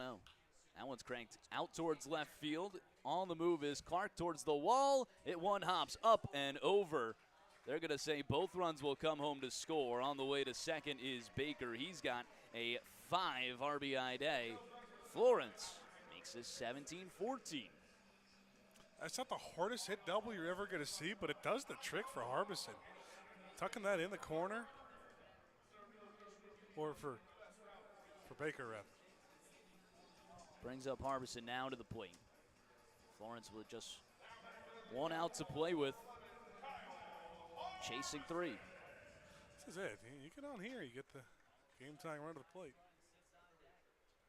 1-0. First pitch. Skies it right side. Foul territory. Over is Fitzgerald. Towards the netting. He makes the grab. And Kyle Harbison makes the final out. Florence, a little bit of life in the bottom of the 9th. They pick up 5 runs, but the comeback falls short.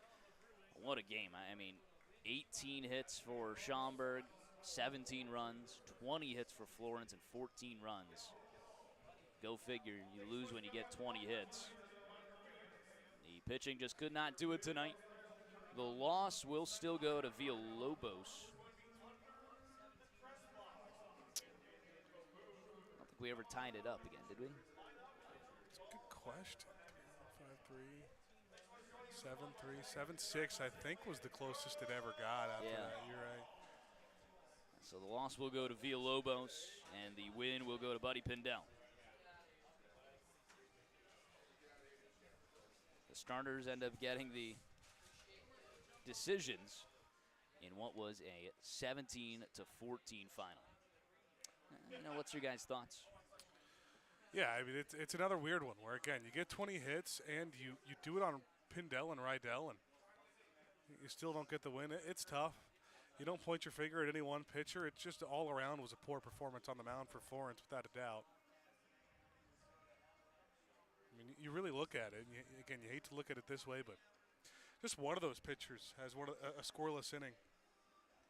Doesn't give up the couple runs that really each reliever did. You're looking at a different game. Yeah. Yeah, if just one of them changed the tide, it's an entirely different ball game. You're right about that. That's an interesting point. Buddy Pindell, an all-star, 5 innings pitch, 11 hits, 6 runs, 2 walks, and 5 Ks. Caleb Rydell, an all-star closer, 1 innings pitch, 6 hits, 5 runs, no walks, and 2 Ks. Certainly not the stat lines you would think you would see in a loss for the Yalls. But either way, that is what they are dealt. They lose their 3rd game of the series at home, 3rd game of the season at home. Here are the Schaumburg Boomers, who will take a lead in that season series as well. Not the last time we'll see them. We see them first week of September. Florence heads on the road for a 6-game road trip, starting with 3 in Lake Erie. That'll be crucial for the Yalls. And then a highly touted matchup against the Evansville Otters on the weekend. Hopefully Florence is still within reach when you start that series. Yeah, you certainly would. And got a winnable opportunities against Lake Erie. Evansville's taking care of them with a 2 out of 3. You also got to remember you play them 4 times next week. So those are the games you got to take advantage of, because you play the Schaumburg team again. Evansville's hot. You play Washington for 3-2. All going into what is looking like it's going to be a crucial last series of the year against Windy City. Yeah. Well, we're trying to find a way to not have it come down to that, but it does seem, ever more likely that, it'd almost be impossible to not come down to that series. It just has always been the way the season was going to be written up. Florence drops 17-14 in a barn burner here at Thomas More Stadium, a 4-hour affair. That did not go in favor of the Yalls, but we appreciate you guys tuning in, whether on the Frontier League Network powered by HDN or the Florence Yalls Radio Network. Rory Tettemer alongside Ben Howard, joined up in the booth by Cowboy, Better Late Than Never Old Classic, Kurt Kramer.